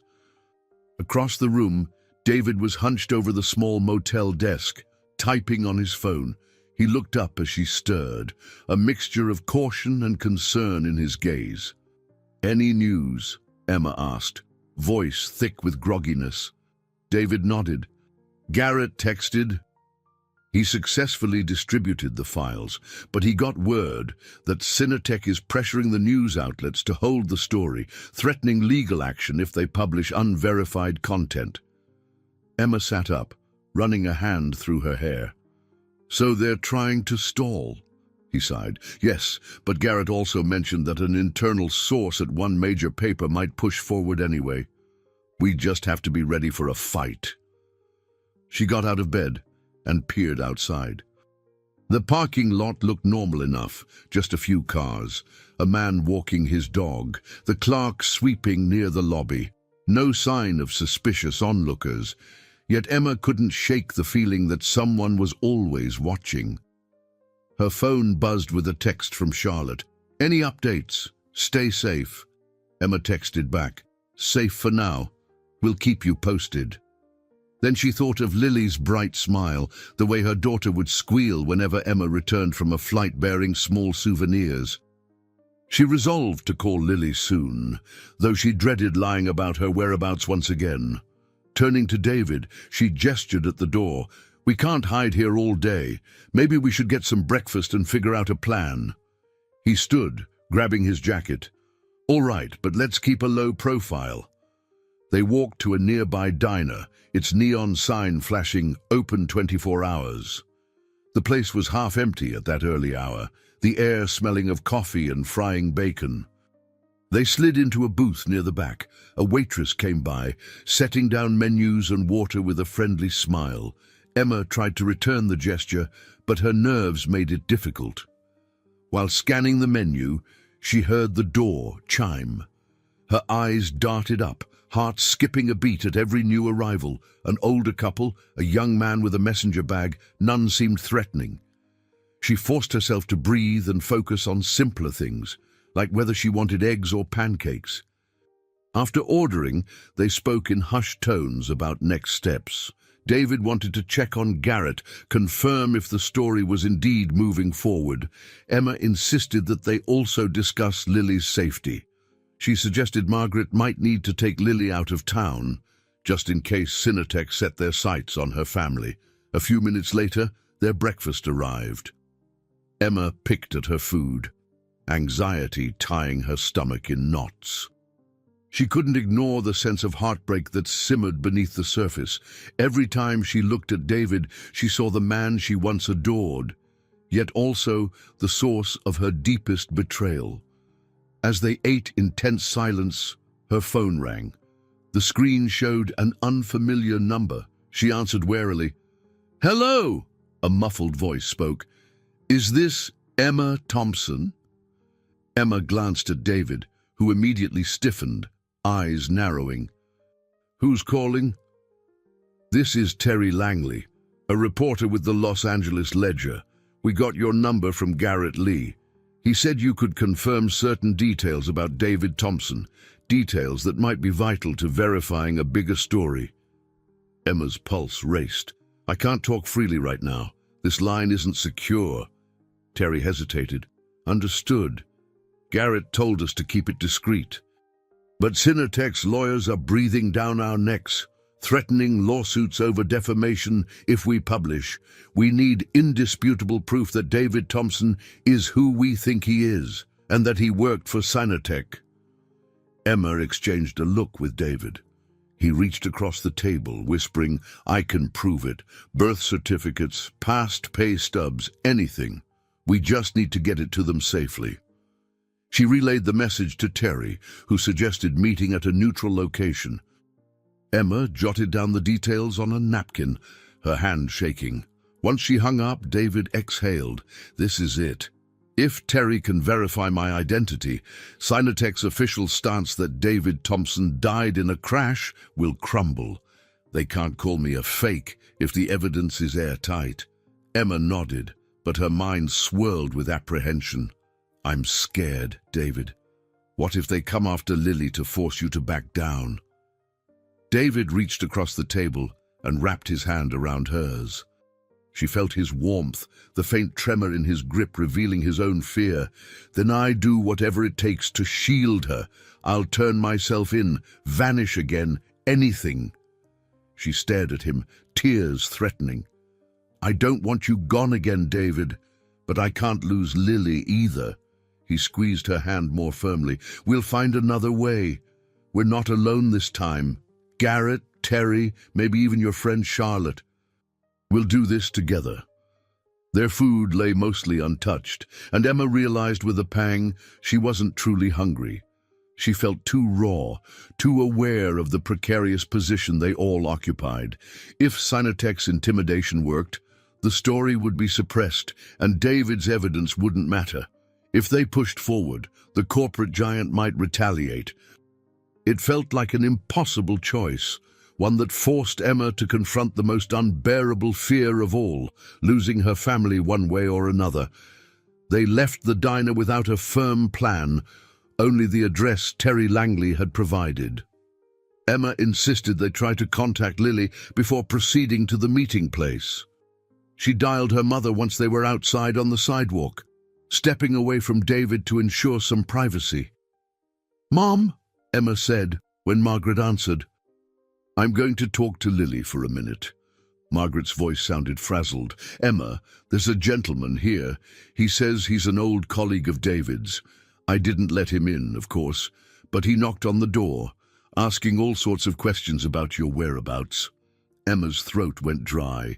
"Mom, that's not safe. If anyone comes asking about me or David, don't tell them anything. Don't even open the door." "I won't." "I told him to leave, and he did for now." Emma's stomach churned. "Thank you. I'm sorry you have to deal with this. I just want you to be safe. Here, let me give Lily the phone."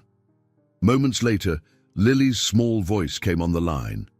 "Mom, are you still in California?" Emma closed her eyes against the sting of tears. "Yes, sweetie. I miss you so much. How's school?" "It's okay. Grandma helped me with my math homework." Lily hesitated. Mom, I had a dream about Dad last night again. Why do I keep dreaming about him? Emma's hand shook as she pressed the phone to her ear, fighting the urge to tell Lily the truth right then and there. I don't know, honey. Maybe because you love him and you miss him. Yeah, Lily murmured softly. I wish he were here. Emma's voice faltered. Me too. Listen, I'll call you soon, okay? Be good for Grandma. She ended the call, tears slipping down her cheeks. David placed a hand on her back. I heard enough to know someone's snooping around your mother's house. Emma wiped her face, turning to him. She didn't let the guy in, but who knows if he'll come back. David clenched his jaw. I need to finish this. The faster we expose Cinetech, the sooner we can get official protection. I can't let them harass you or Lily.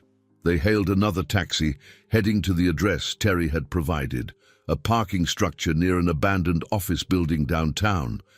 On the ride there, Emma kept glancing out the rear window, convinced they were being followed. She spotted a black SUV that seemed to be behind them for several blocks, but she couldn't confirm if it was just a coincidence. The taxi dropped them off by a row of boarded-up windows. A few stray pigeons flapped overhead, and trash littered the sidewalk. Emma shivered despite the mild temperature. This was not a place where people casually gathered. A sedan was parked near the top level of the parking structure. Terry stood beside it, wearing a plain t-shirt and jeans, arms crossed as he scanned the surroundings. When Emma and David approached, he nodded in greeting. Sorry about the cloak and dagger routine, Terry said, but the Ledger's building might be compromised. We have corporate reps coming in and out, checking for leaks. This seemed safer. David reached into his pocket for a small envelope containing his birth certificate, marriage records, and older Cinetech badges. He handed them to Terry. This should confirm my identity. I have digital copies too. Terry looked them over carefully. All right. It matches what Garrett said. Your date of birth, your role at Cinetech, everything. It's more compelling than we expected. Emma felt the tension in her chest loosen marginally. Finally, they had something concrete to prove David was who he claimed to be, but her relief was short-lived. Footsteps echoed across the concrete floor of the parking level. Emma glanced over her shoulder and froze. Robert Hale stood there, accompanied by another man in casual attire who possessed the unmistakable posture of a hired enforcer. Hale's calm, confident smirk made Emma's skin crawl. "Terry Langley," Hale called in a mock-friendly tone. "Always chasing a scoop, aren't you?" His gaze flicked to David, then Emma. "And here we are again. This city feels so small." Emma's pulse thundered. She saw Terry backing away, clutching the envelope. David stepped forward, fists clenched. "Stay away from us. We're not going quietly." Hale feigned innocence. "I'm just here to chat. No one wants a scene." His accomplice, however, cracked his knuckles, hinting otherwise. Emma's breath caught in her throat.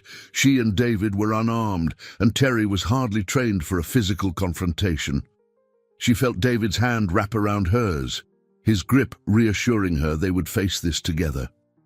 But how could they hope to repel Cinetech's muscle without sacrificing themselves, or the proof that could expose the entire conspiracy? A pang of desperation flooded her. For the first time, she sensed that the only way to protect Lily might be making the hardest sacrifice of all, her own safety. A tense silence settled in the concrete gloom of the parking structure. Hale's accomplice, a tall man in a hooded sweatshirt, stepped closer, effectively blocking any easy escape down the ramp.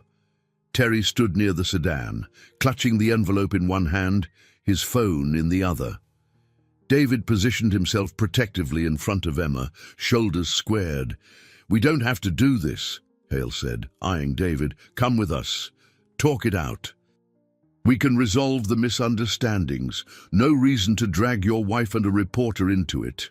Emma felt a spark of anger flash through her. Misunderstandings. You threatened us. You had people show up at my mother's house, terrifying my daughter. How is that a misunderstanding? Hale's composed expression wavered slightly. We needed to confirm whether you were involved, that's all. But it's simple. David returns the data, signs a non-disclosure, and you can all go back to your lives. Terry scoffed. You don't get to erase the truth just because you have money and muscle. The man in the hoodie seized Terry's wrist, twisting it until Terry let out a pained yelp and dropped his phone. The envelope nearly slipped from his grasp, but he clung to it desperately. David lunged, grabbing the attacker's arm.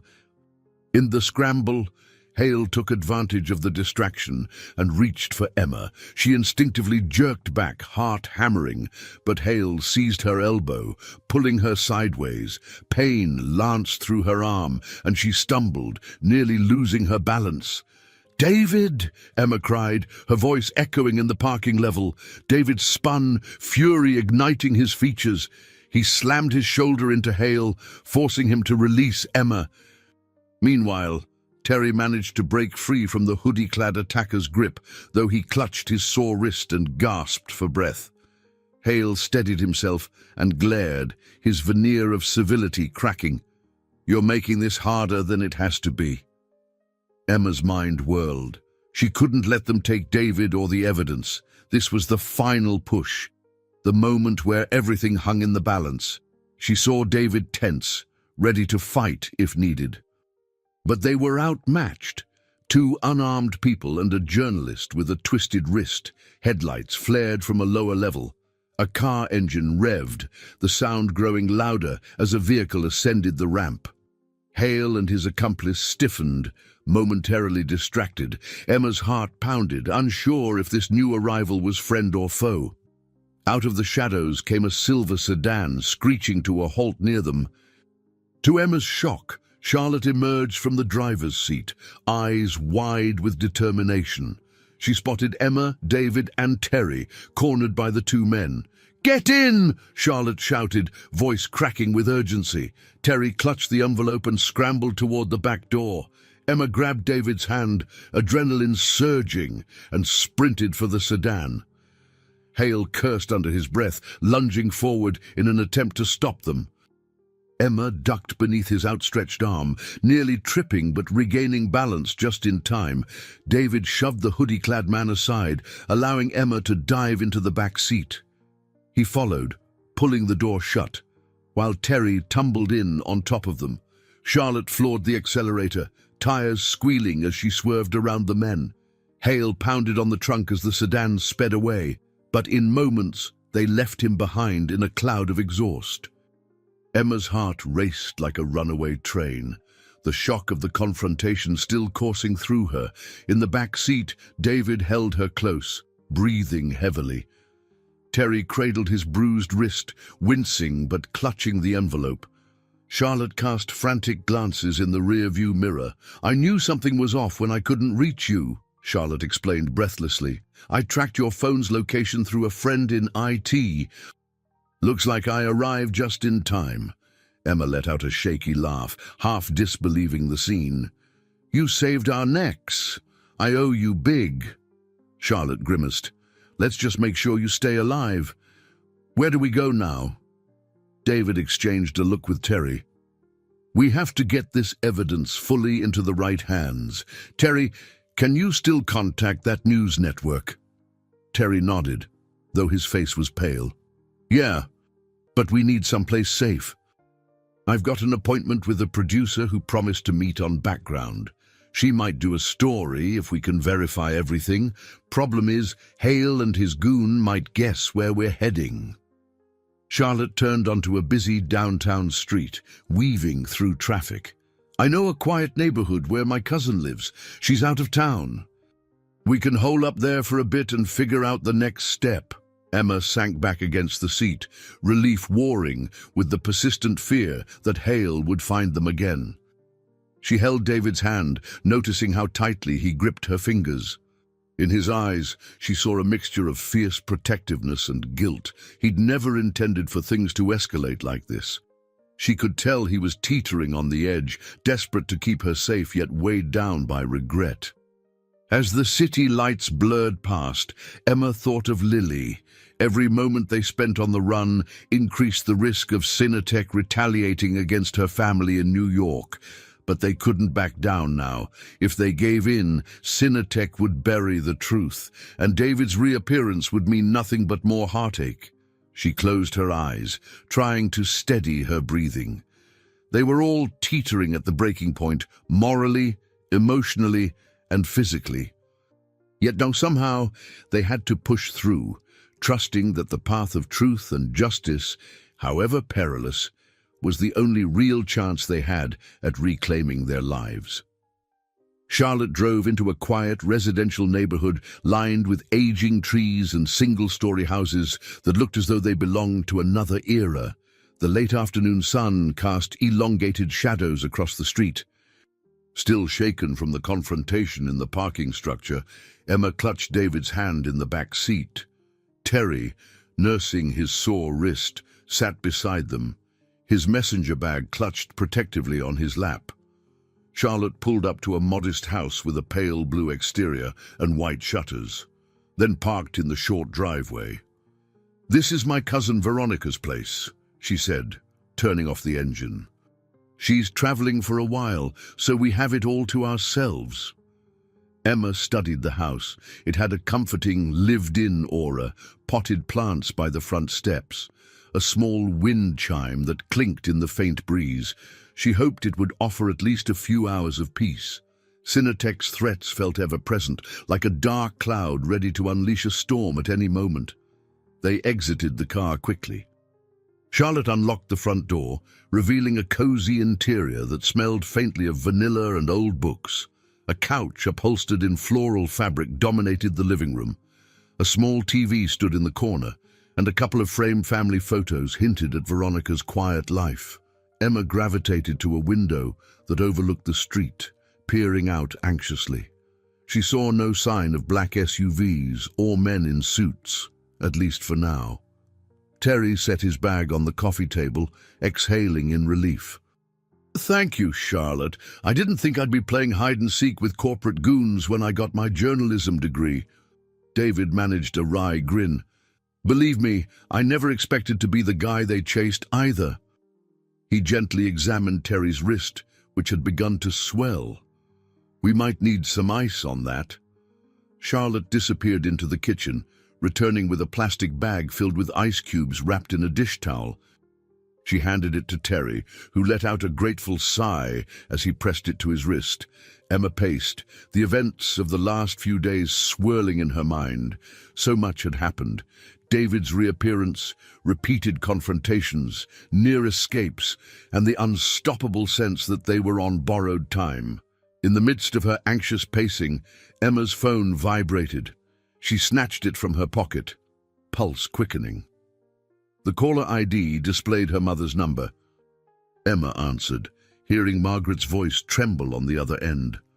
"Emma, another man came by asking questions about you and David. I refused to tell him anything, but he left a card, said he wanted to help resolve misunderstandings. I'm worried." A chill prickled at Emma's neck. She remembered Hale's smooth promises. "It's a lie, Mom. If anyone else shows up, call the police. Don't engage them. And maybe consider going to a hotel or even staying with Aunt Helen upstate, just to be safe." Margaret's voice wavered. "I'll do that. Lily's with me. We'll pack some things and drive out tonight.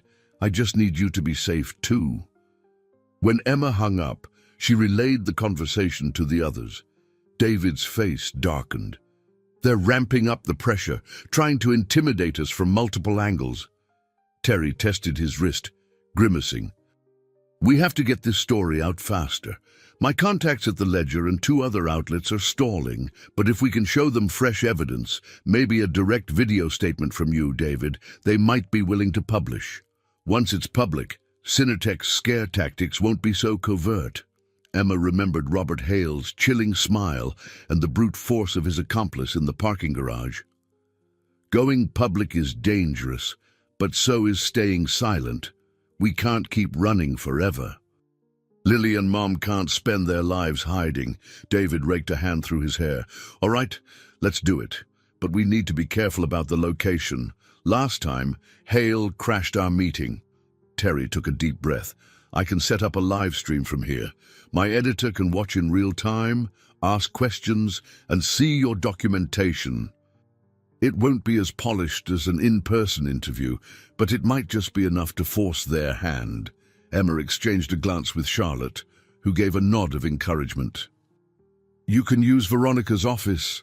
There's decent internet service. I'll keep an eye on the front door.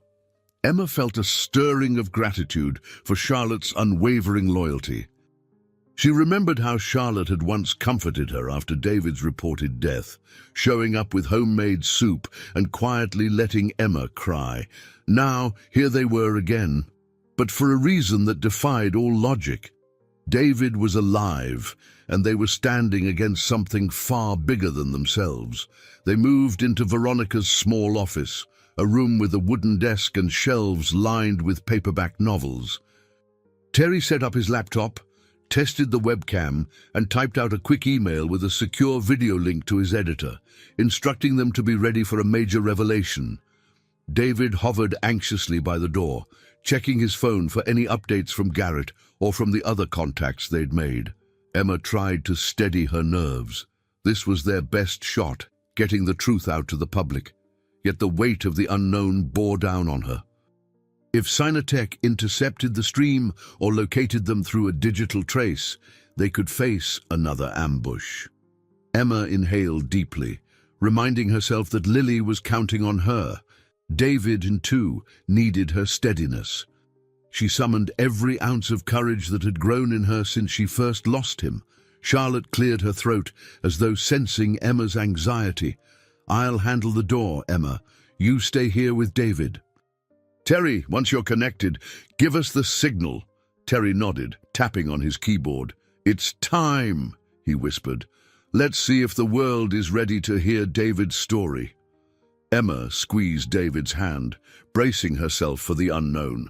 Their alliance, fragile though it might be, was all they had.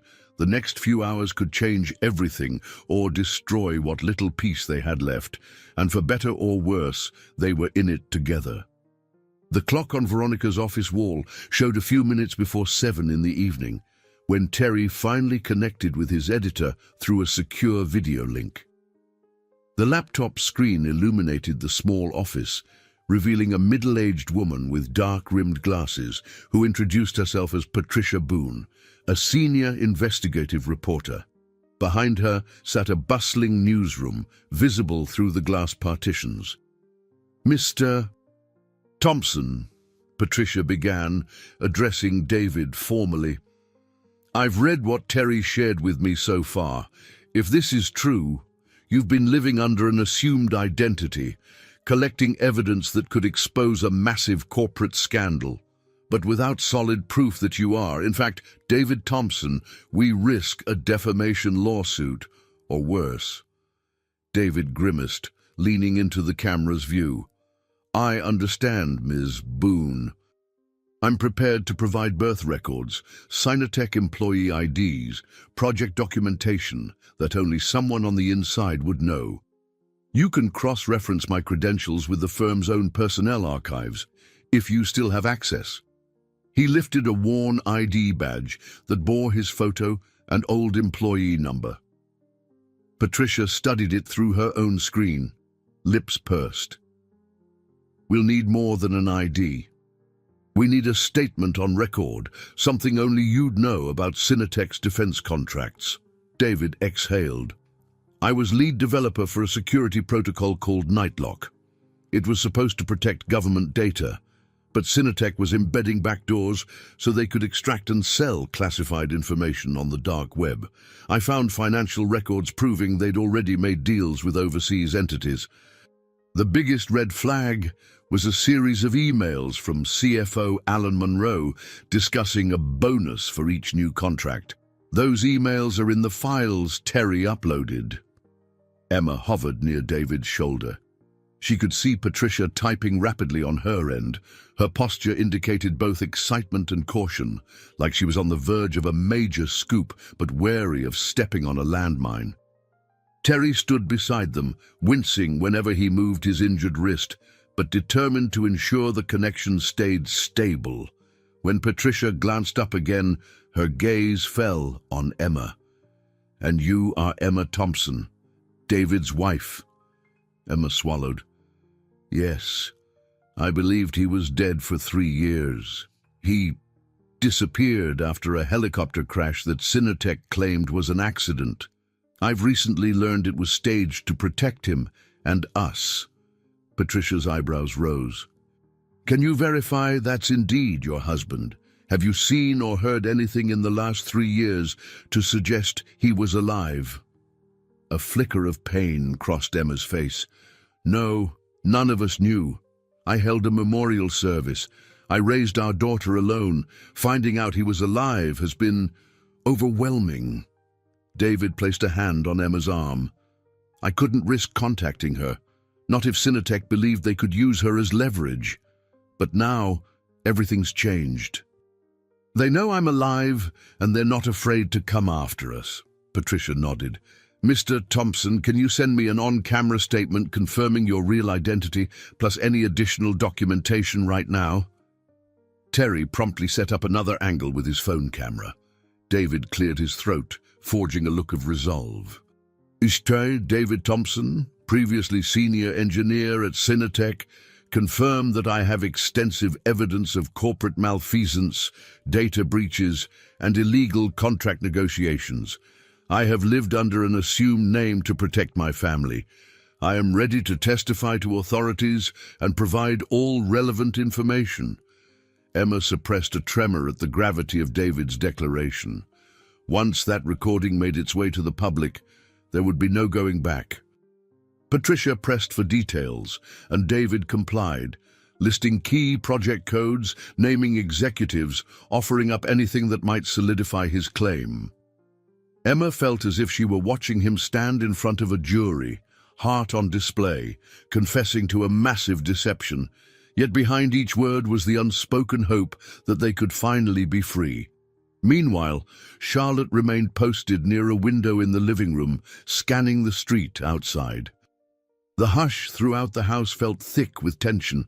Emma could hear every keystroke as Terry typed, sending files to Patricia, CCing other editors. When at last Patricia indicated she had enough to begin a preliminary report, the relief in the room was palpable. "I need time to verify and get legal counsel on board," she said, voice subdued but urgent. "If this checks out, we publish tomorrow morning." David gave a stiff nod. "Thank you." Patricia leaned closer to the camera. "Look, I can't guarantee your safety. Cinetech has powerful allies, and I'm certain they're already aware we're speaking right now. But if we go public fast, at least they'll know the spotlight is on them." The call ended, and Emma felt the magnitude of what they'd just done hit her like a wave. They had placed their faith in the media, hoping the truth would shield them from Cinetech's retaliation. But a quiet voice in the back of her mind reminded her that powerful people rarely surrendered without a fight. She glanced at David, his features etched with fatigue. They were at a crossroads, having made a monumental leap toward exposing Cinetech, yet still standing in harm's way. A wave of exhaustion swept through Emma, the emotional weight of the ordeal taking its toll. She excused herself to a side room, sinking into a small armchair. The house was quiet, and for a moment she allowed herself to close her eyes, letting the hush of the evening envelop her. The confrontation was far from over, but she clung to a sliver of hope that this step, finally putting David's story on record, would bring them closer to freedom than they'd been in years. In the dimly lit bedroom that Charlotte had designated for them, Emma sat on the edge of an old wooden bed, gazing at the way shadows danced on the wall. She could hear muffled conversation from the living room, Terry's voice, sometimes Charlotte's, and occasionally David's deeper tone.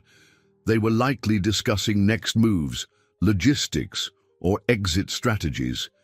Yet Emma was too mentally drained to join them. She needed a moment to process it all. The fact that David was alive, that Cinetech was hunting them, that she had just listened to her husband make a public declaration that could ignite a corporate firestorm. She thought of Lily, who was safe with Margaret, at least for now. If Cinetech intended to threaten Emma's family, nothing would be truly safe until this saga ended. When the door opened quietly, she looked up to see David. He slipped in, shutting the door behind him. The faint glow from a single lamp revealed the worry etched into his brow. He sat beside her, reaching out tentatively, as if unsure whether she'd accept his touch. "Emma," he began, voice hushed. "How are you holding up?" She clenched her hands on her lap, thinking about how to even answer that question. I'm alive. We're breathing. That's something." Her voice wavered. "Part of me can't believe all of this is real." David let out a weary sigh. "Me neither. Sometimes I wish I could turn back time, handle everything differently, but we can't undo the past." She nodded, tears threatening to surface again. "I spent 3 years grieving you, waking up every morning thinking, he's never coming back, and now, here you are." His hand moved over hers, fingers gently lacing. "I know I can't just expect you to forgive me. I just want you to know that if we get through this, I'm ready to do whatever it takes to make amends, with you, with Lily." Emma released a shaky breath. "I don't know if I'll ever understand your choice to vanish without a word. But seeing how far Cinetech is willing to go, maybe I get it more than I want to. Still doesn't erase the hurt." David's eyes glistened in the low light. "I know, and I'm sorry." For a few moments, they sat there in silence, the tension of unspoken words filling the space between them. Outside, a dog barked faintly in the distance. A car drove by, headlights casting fleeting beams across the walls. Finally, Emma mustered the courage to speak. "Whatever happens, let's protect Lily. If we have to vanish too, we do it. I can't watch her grow up in constant fear of men like Robert Hale showing up at our doorstep." David gave a resolute nod. "Agreed. I'm ready to face whatever comes next if it means giving Lily a real childhood, free from these nightmares." A soft knock on the bedroom door startled them both. Charlotte's muffled voice came through. "Hey, we just heard from Garrett. He's heading over here, said he's got news. Might be important." Emma stood, wiping the corner of her eye. "All right," she replied. "We're coming." She cast David one last glance. "We'll figure it out." They found Terry and Charlotte in the living room, the overhead light bright and somewhat harsh after the solitude of the bedroom. Terry still cradled his wrist, while Charlotte offered him a cup of tea. "He says he'll be here in 10, Charlotte explained. "Sounded urgent, but wouldn't say more on the phone." David paced across the worn carpet, the sleeves of his shirt rolled up. "If it's about the data, maybe something changed with the news outlets." Emma tried to calm the trembling in her hands by folding them tightly against her chest. In the hush of anticipation, she found herself recalling small details from their normal life before. Weekend breakfasts with Lily scribbling drawings at the table, David half listening while reading emails for work, and Emma feeling quietly grateful for the simple things. It felt like a lifetime ago. Soon there was a brisk knock at the front door. Charlotte checked the peephole before opening it. Garrett slipped inside, looking a bit disheveled, hair ruffled, shirt creased. He clutched his phone as though it were a lifeline. "Garrett," Emma said, stepping forward. "What's going on?" His expression was a mixture of excitement and dread. "Patricia Boone. She's going to run a piece online tonight covering some of David's allegations. But Cinetech's lawyers are already threatening a lawsuit." She wants to interview David in a broadcast segment first thing in the morning for maximum impact. They think if they go live on TV, it'll be harder for Cinetech to bury it. David exchanged a glance with Emma, tension crackling. Live TV? That's huge. Terry nodded. It's risky, but it puts a spotlight on you. And where there's a spotlight, it's harder for Cinetech to pull anything too extreme.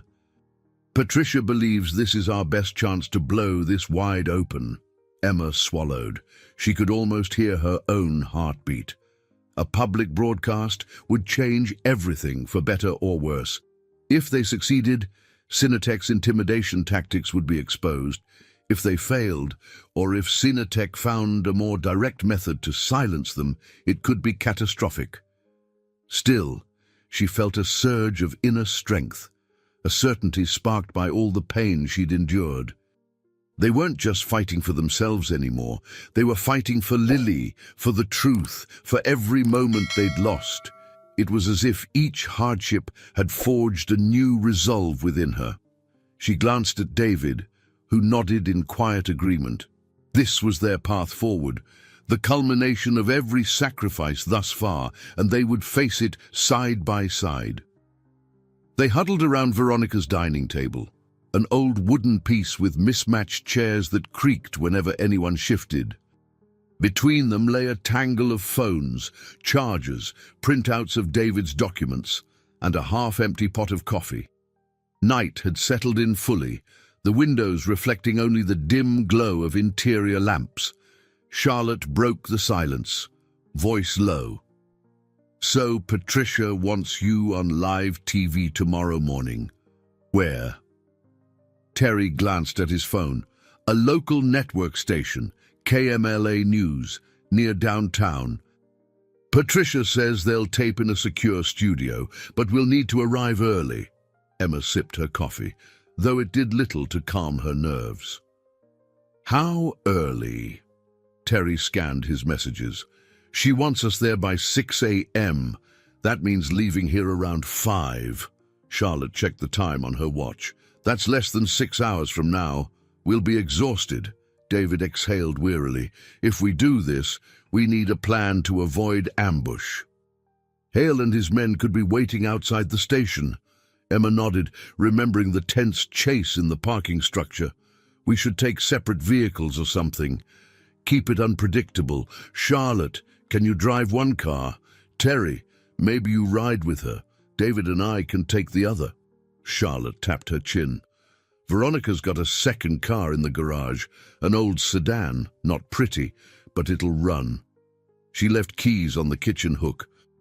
We can switch license plates, maybe, or do something to throw off tailing. Terry shrugged. We can try. It's better than nothing. Outside, a gust of wind rattled the trees. Emma found herself listening for any suspicious noise, half expecting a knock on the door or the glare of headlights pulling into the driveway. The quiet was unnerving, as though they were inside the eye of a storm that promised chaos once they stepped out. She excused herself to call Margaret again, hoping to catch an update on Lily. Her mother answered, sounding more tired than before. We reached Aunt Helen's place a few hours ago, Margaret said, her voice subdued with relief. No trouble so far, but I keep imagining someone following us. Emma's heart ached. I'm sorry to put you both through this, but it's safer there. Lily, okay? She's fine, just confused about why we're visiting so suddenly. She made me promise you'll call her tomorrow. Emma blinked back tears. I'll do my best. I love you both. When she returned to the table, everyone was discussing safety measures, how to position the cars, whether to turn off phones to avoid digital tracking, what to do if Cinetech's men showed up at the news station. Emma listened, occasionally contributing a worried question.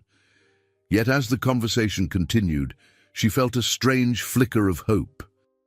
They were a team, however hastily assembled, working toward exposing a wrongdoing that needed to be brought to light. Eventually, They decided it was best to grab at least a couple hours of rest, though few could muster real sleep. Emma drifted off on the living room couch, David at her side. His arm encircled her waist protectively, and for a moment, despite the tension, she felt a fleeting sense of comfort. She dreamed of Lily, pictured her daughter running across a grassy field, laughing in the sunshine, free from any fear of hidden enemies. They woke before dawn, the house still draped in darkness. A quick pot of coffee was brewed. They packed up the equipment and files, stuffing them into backpacks and tote bags. Charlotte took the old sedan, with Terry in the passenger seat. Emma and David piled into the rental car they'd used the night before. The plan was to drive separately to KMLA News, arriving close together, but not obviously in a convoy. Emma steered onto the main road, the city lights hazy in the pre-dawn gloom. David looked tense, eyes flicking between the side mirrors and the windshield. "I don't see anyone on our tail yet," he muttered, voice tight. She nodded, hands gripping the wheel. "Let's hope it stays that way." The streetlights gave way to the bright signs of downtown Los Angeles as they approached the station's address. Emma's stomach flipped when she spotted a large sign reading KMLA outside a squat building with satellite dishes on the roof. She parked in a side lot, scanning for Charlotte's sedan. It was nowhere in sight. Perhaps they'd arrived first. David turned off his phone and slipped it into a pocket. "We need to move fast." Patricia said she'd have security at the back entrance. They left the car and hurried across the parking lot, the cool morning air stinging Emma's cheeks. It struck her how surreal it felt, stepping toward the moment that might decide their fate. She recalled the heartbreak of the past 3 years, the shock of seeing David alive, the chase through airports and back alleys. This was the culmination of all that fear and confusion. At the studio's back door, a tall guard in a security uniform stepped aside to let them in. Emma recognized Patricia in the hallway, wearing a pressed blazer and holding a clipboard. She ushered them into a small break room, offering nervous smiles. "We've got about 15 minutes until we go live on our morning show. Just enough time to mic you up and do a quick sound check." Emma's pulse throbbed in her ears. She couldn't help but glance at the doorway, half expecting Robert Hale or someone from Cinetech to barge in. David placed a hand on the small of her back. "No turning back now," he murmured. She exhaled, mustering every ounce of courage that had carried her this far. The endgame was approaching, an all-or-nothing gamble that might grant them a chance at peace, or plunge them into even greater danger. 15 minutes vanished in what felt like seconds. Emma found herself led down a corridor past an active newsroom, bustling with staff preparing the morning broadcast. Patricia whisked them into a modest TV studio, lights mounted overhead, a few cameras set on tripods, and a green screen backdrop currently displaying a sunrise-themed graphic. She directed David to an empty chair opposite the news anchor's desk. Charlotte and Terry were nowhere to be seen yet, which worried Emma. She texted Charlotte quickly, "We're inside." "Where are you?" But there was no immediate response. She bit her lip, anxiety climbing. The producer, a slight man with headphones around his neck, appeared to confirm David's microphone was positioned properly. Patricia introduced the morning anchor, a woman named Bailey Monroe, who flashed a practiced on-camera smile. But Emma detected an undercurrent of tension in Bailey's demeanor. She'd been briefed on the risk this segment carried. Standing off to the side, Emma felt more like a bystander than a participant. Her role was less formal, but Patricia insisted Emma be present for any personal testimony if necessary. David sat under the studio lights, blinking as the anchor tested the audio feed. Time seemed to warp, each second elongated by the pulse of adrenaline. Suddenly, movement in the corner of her vision made her spin around. Charlotte and Terry entered through a side door, relief plain on their faces. Charlotte mouthed, "Traffic," then took a spot behind the camera, offering Emma a quick thumbs up. Terry, still cradling his wrist, gave a nod to David. They'd made it in time. A stagehand counted down. The anchor turned to the camera, voice crisp. "Good morning, Los Angeles. This is Bailey Monroe. Today, we have an exclusive story that could shake the foundations of one of the country's largest tech corporations. With me is David Thompson, a former Cinetech employee previously presumed dead in a helicopter accident 3 years ago. He's here to share a shocking account of corporate corruption and cover-ups." As the camera panned to David, Emma's breath caught. He looked tense but resolute, hair slightly ruffled under the lights. She recalled their simpler days, how he used to joke while making breakfast, or how they would share whispered dreams about the future. It felt like a lifetime ago. Now, he was about to put both of their lives on the line for truth. David leaned forward, speaking into the microphone. "Thank you for having me. 3 years ago, I discovered irregularities in Cinetech's security protocols, methods that allowed sensitive government information to be accessed and sold to foreign entities. I attempted to blow the whistle internally, but was met with threats toward my family." Bailey prompted him with carefully prepared questions. David recounted the helicopter accident, how it had been orchestrated by unknown insiders to help him disappear, and how he'd spent years gathering evidence. Emma felt a lump in her throat, hearing it told so plainly. This was her husband's confession to the entire city. Meanwhile, behind the camera, Patricia monitored a computer screen that showed incoming viewer reactions. She nodded at Terry, who typed rapidly, possibly feeding updates to the station's website. Everything was proceeding smoothly, until Emma noticed the commotion in the hallway behind the glass window, separating the control room from the studio.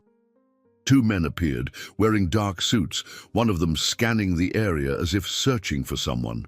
Emma's pulse raced, recognizing Robert Hale's silhouette. How had he gotten inside? Bailey Monroe pressed on, unaware of the intrusion. "Mr. Thompson, can you cite specific documents?"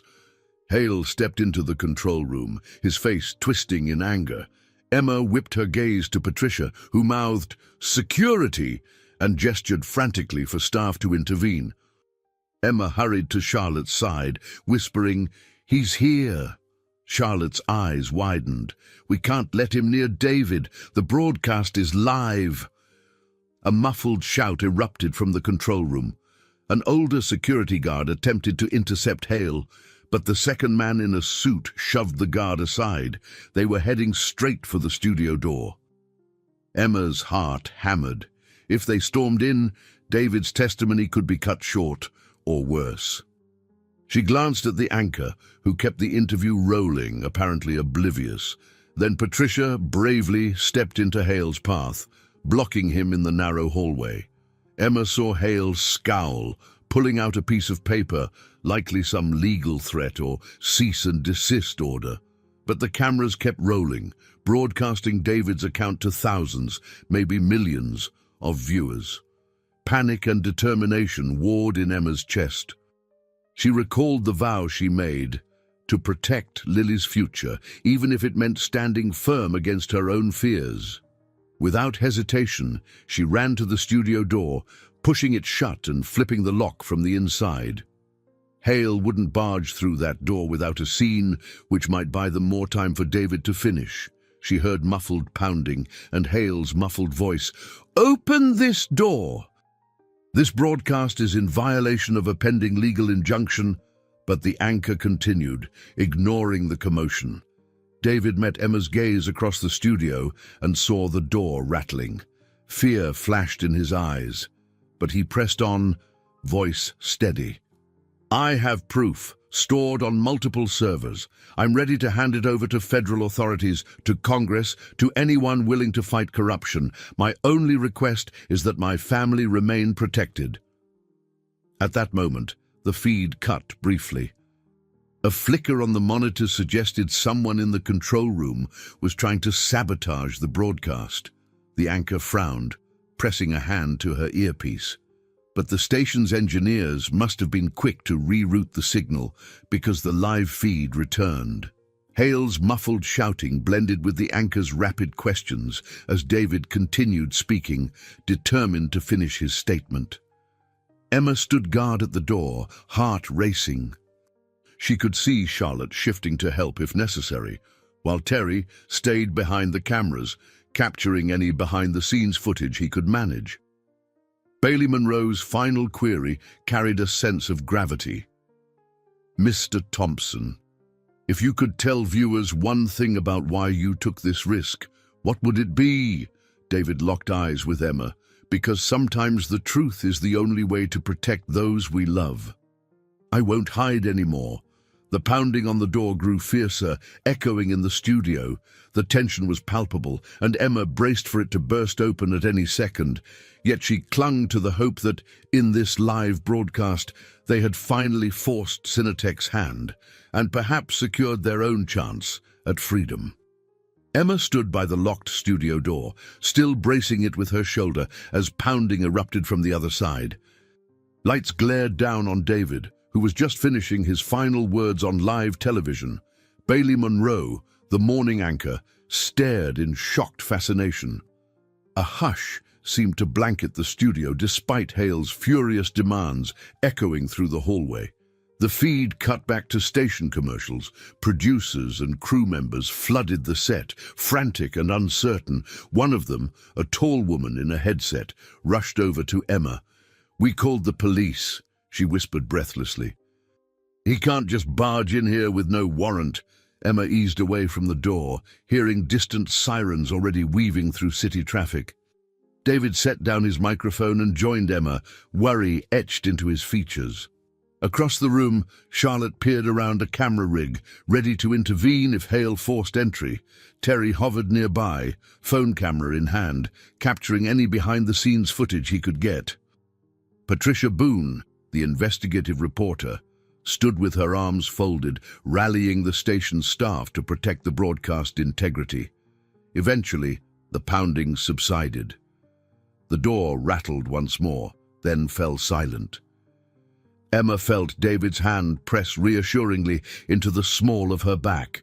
She opened the door a crack to see what was happening. Hale was gone, though the security guard he had shoved earlier was now conferring with two arriving police officers. Another officer looked at Emma with a nod, then strode inside to assess the scene.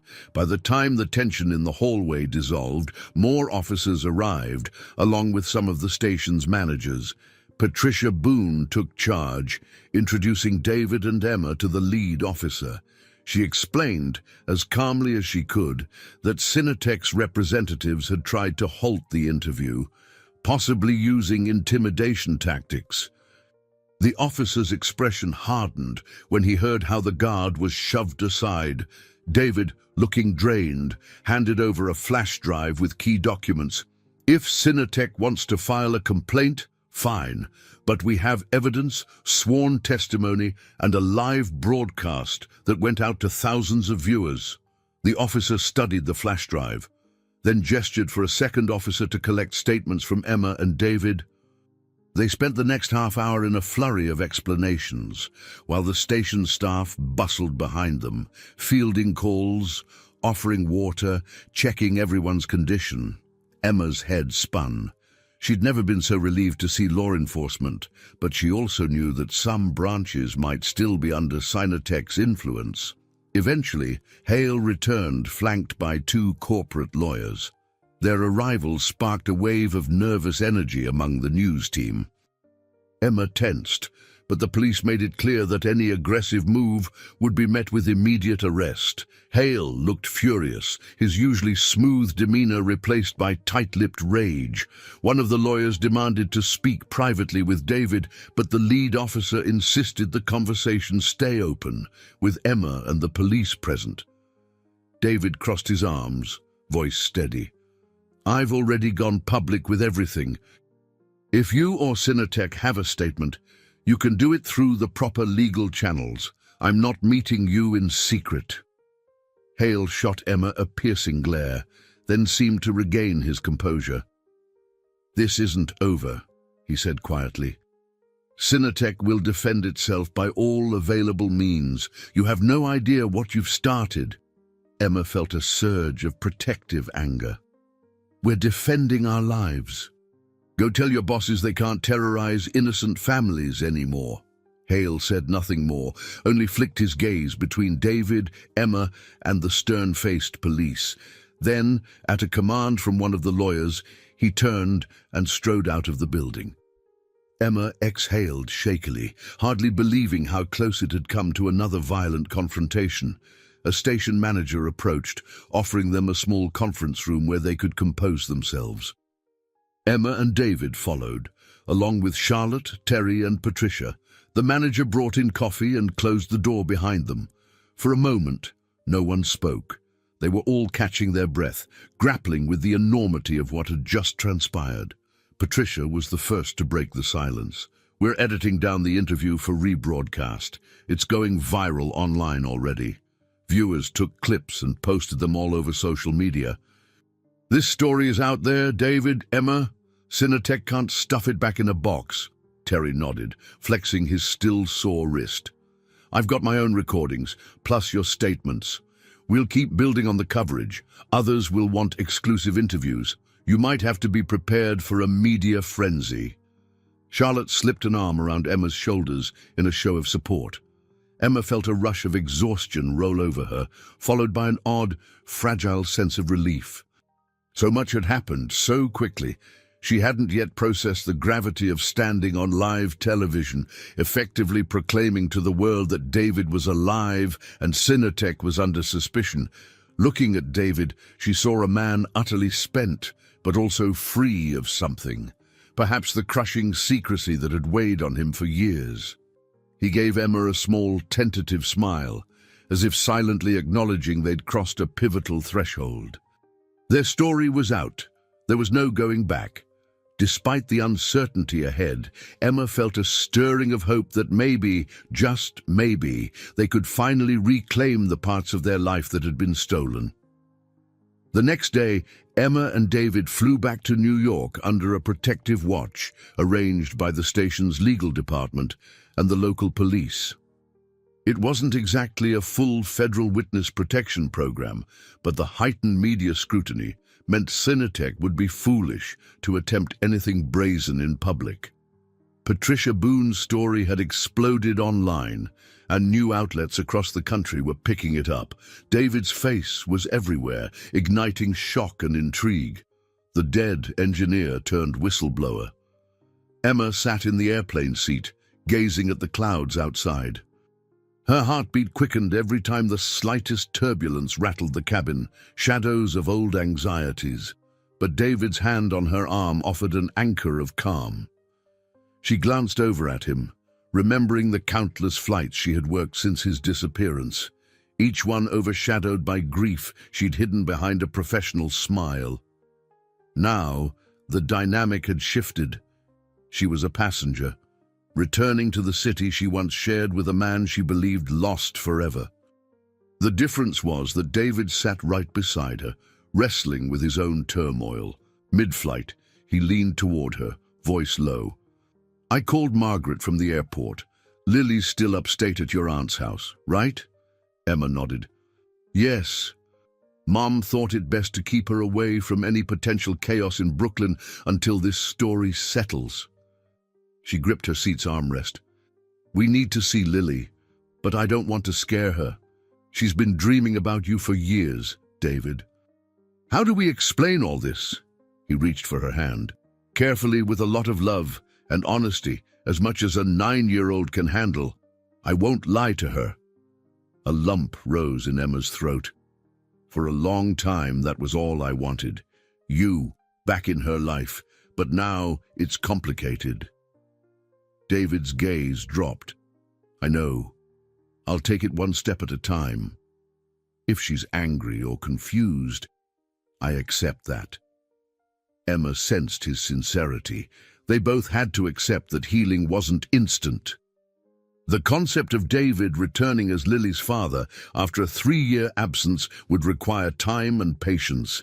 Even so, A flicker of hope lit Emma's heart at the thought of Lily finally having the chance to see her dad again. They landed in New York that evening, stepping into a swirl of press and cameras. To Emma's surprise, a handful of reporters waited near baggage claim, hurling questions. "Mr. Thompson, do you have a statement? Is Cinetech pushing back? Will you testify before Congress?" The onslaught felt overwhelming, even though local airport security tried to maintain order. Emma held David's arm, guiding him past the chaos. They managed to slip into a waiting car, a tinted SUV, with a driver recommended by the station's team. The tension didn't ease until they merged onto the highway leading away from the city lights. She breathed in the familiar air of home, though a sense of unreality clung to her. They made a brief stop in Brooklyn, at Emma's apartment, to retrieve essentials. The building's exterior looked the same, dim corridors, a flickering light by the stairwell. But inside, the emptiness reminded Emma that Lily was gone for now, tucked safely away. Piles of mail littered the entry table, and dust motes drifted in the narrow beam from the hallway lamp. Margaret had tidied the living room before leaving, but Emma still recognized Lily's crayon drawings on the fridge door. David paused in front of them, gaze lingering. One depicted a happy family, a mother, a father, and a child, though the father was sketched like a ghost outlined in grey. He rubbed the corner of the paper gently. "I should have been here for her." Emma said nothing. Emotions crowded her throat.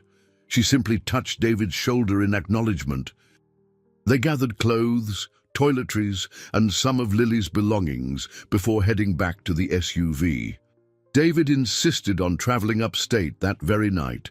He didn't want Lily to spend another day wondering where her mother was. Emma, despite her exhaustion, agreed. Her chest fluttered with anxiety at the prospect of that reunion, yet the pull of seeing her daughter again was stronger than her fear. As they drove north, the city lights fell behind, replaced by the dark stretch of highway and scattered roadside establishments. Emma allowed her mind to drift to Margaret's phone calls, to Lily's excited yet puzzled voice, to the possibility that, by tomorrow, Lily would meet her father in the flesh for the first time in 3 long years. She watched David stare out the window, lost in thought, and realized they were both on the threshold of a new, precarious chapter. They arrived at Aunt Helen's house well past midnight, but the porch light was on, illuminating the old colonial home nestled amid tall pines. Emma and David stepped out of the SUV, limbs stiff from the drive. The brisk, clean air of upstate New York hit Emma's face, bringing a certain clarity that felt miles away from the swirling media frenzy downtown. Margaret opened the door before they could knock. She looked relieved and worried all at once. "Come in, both of you," she whispered, leading them into a cozy living room. A single lamp cast a warm glow over floral-patterned couches and a large rug. Lily was asleep on one of the couches, wrapped in a colorful quilt, her long hair spilling across a pillow. Emma's chest constricted at the sight of her daughter, so peaceful yet completely unaware that her father stood just feet away. David froze, gazing at Lily with tears in his eyes. Margaret ushered them to the adjacent kitchen to talk without waking the child. Over steaming cups of herbal tea, Margaret pressed her hand to Emma's cheek. "I'm glad you're safe. I've been watching the news since Patricia Boone's broadcast. It's all over the channels." Emma sighed. "We're safe for now, but this is just the beginning. The more attention it gets, the more Cinetech might scramble." They visited our place in Brooklyn again, apparently, but we were already gone. David set his tea down, glancing toward the living room. "I'm sorry, Margaret, that you and Lily had to run off like this." She studied him, her expression conflicted. "I'm relieved you're alive, David, but I'm also angry. I watched my daughter suffer for 3 years, grieving you, Lily. She can't understand why her father disappeared. I pray you'll find a way to help her heal." He lowered his eyes. "I intend to. I know it'll take time." They spoke quietly about the events unfolding, how the media storm could both protect and endanger them, how Lily's life might change once people realized the dead father had returned. Margaret eventually rose to check on Lily. Emma followed, heart pounding, to find her daughter stirring, blinking sleepily in the low lamplight. "Mum," Lily murmured, rubbing her eyes. "When did you get here?" Emma knelt by the couch, smoothing Lily's hair. "Just now. I missed you so much." Lily yawned, then sat up, half awake. That was when she spotted David standing in the archway. At first, her face showed only confusion. Then recognition flickered, like she couldn't quite believe what she was seeing. She looked from Emma to Margaret, then back to David. "Dad."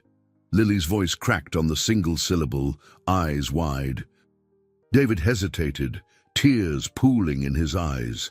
He stepped forward slowly, hands raised in a gesture of reassurance. "Yes, sweetheart, it's me. I'm so sorry. I've been gone so long." Lily glanced at Emma, unsure. Emma offered a gentle nod, urging her forward. With trembling hands, Lily reached for David. He knelt to be at her level, tears streaming down his face. In a heartbeat, she flung her arms around him, sobbing quietly into his shoulder. David held her as though he might never let go, murmuring apologies and endearments that Emma could barely catch. Margaret stayed at a respectful distance, wiping her own tears. Emma pressed a hand to her mouth, unable to contain the swell of emotion. For a moment, all the fear, the conspiracies, and the looming threats melted away. This was the reunion she had never dared to hope for, a father and daughter, separated by tragedy and secrets, finally in each other's arms. When Lily pulled back, her face was flushed. "Why did you leave me, Dad? I missed you every day." David's voice cracked. I had to protect you, Lily. I know that's hard to understand, but I promise I'll explain everything. And I'm not going anywhere again." She sniffled, forehead creasing. "Are the bad guys gone now?" Emma and David exchanged a pained look. Emma stroked Lily's cheek. "We're doing everything we can to make sure they can't hurt you or us. It's going to be okay." Uncertainty flickered in Lily's eyes, part relief, part lingering doubt. She clung to David's arm, as though afraid he might vanish if she looked away. Emma realized that trust, once shattered, wouldn't mend overnight. The best she could do was stay beside them, forging a path forward one step at a time. Late that night, they tucked Lily into the bed Aunt Helen kept for guests. Margaret left to find fresh blankets. Emma and David lingered in the doorway, watching Lily drift back to sleep. Emma could see the faint curve of a smile on her daughter's face, even amid the dried tears. For the first time since David's death, Lily's father was right there, refusing to fade into a memory. Emma slipped her hand into David's. She felt him squeeze it gently. Their burdens were still heavy, their future uncertain, but they carried a renewed sense of purpose. Beneath the roof of Aunt Helen's old house, miles away from the city's glare, they found a pocket of solace to bear the weight of their painful past and begin the slow, painstaking process of healing together. Early morning sunlight filtered through the lace curtains at Aunt Helen's place, revealing dust motes dancing in the air. Emma sat at the kitchen table, sipping from a chipped mug of tea. Across from her, David scrolled through updates on his phone, articles from major outlets detailing the Sinotech scandal, interviews with other whistleblowers emboldened by David's testimony, and statements from government officials calling for an investigation. Every so often, he looked up, meeting Emma's gaze with a mix of relief and worry. A gentle knock on the back door made them both tense.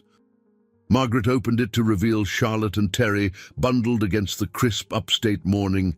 They had driven up from the city before dawn, wanting to check in. "Hope we're not barging in," Charlotte said, stepping into the kitchen with a shy smile. We come bearing bagels and coffee." Emma's face lit up. "You two must be exhausted, but I'm glad you're here." They gathered around the table, and Terry spread out a small stack of newspapers. Headlines blared. "Cinetech scandal deepens, and engineer presumed dead speaks out." Terry tapped one particular article. "Patricia Boone's piece is front-page material. She's been doing follow-ups with more sources, while the station's legal team fights back against Cinetech's attempted injunctions." David skimmed the lines, his expression shifting from apprehension to reluctant pride. "It's happening," he murmured. "The wheels are in motion." A noise from the hallway signaled Lily's arrival. She padded into the kitchen in pajamas, rubbing sleep from her eyes. Emma and David both greeted her softly. Charlotte offered an encouraging wave. She and Lily had met many times before, but Lily's gaze lingered on David, still grappling with the novelty of having him there in person. Lily crawled into David's lap, resting her head on his shoulder. It was a simple gesture that brought fresh tears to Emma's eyes. Even if confusion still lingered in Lily's mind, there was a natural warmth between them, an unbreakable bond that re-emerged despite years of separation. Margaret prepared scrambled eggs and toast, and they all tucked in. The conversation turned cautious but hopeful.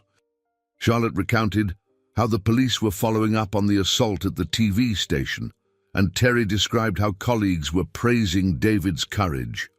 Yet a sense of lingering danger remained. Cinetech's formal response included denials and threats of defamation lawsuits. Their top executives were claiming David's evidence was either fabricated or misunderstood. David, absently stroking Lily's hair, glanced at Emma. "There's talk of me testifying in front of a Senate subcommittee on corporate corruption. That could give this a legal backbone." Emma felt a jolt of nerves at the mention of a Senate hearing. "That's big. Would we have protection?" Charlotte spoke up. "The feds might provide temporary security, especially if it becomes a high-profile case. You'll need it. There's no telling how desperate Cinetech might get." Emma exchanged a pensive look with David. They couldn't hide in Aunt Helen's home forever. At some point, they'd have to return to regular life. Emma's job, Lily's school, daily routines. She had no illusions that everything would instantly go back to normal. But maybe they could carve out a new normal, piece by piece. Late that morning, Lily insisted David follow her outside to see Aunt Helen's backyard. It was a grassy patch framed by tall oak trees, strewn with fallen leaves.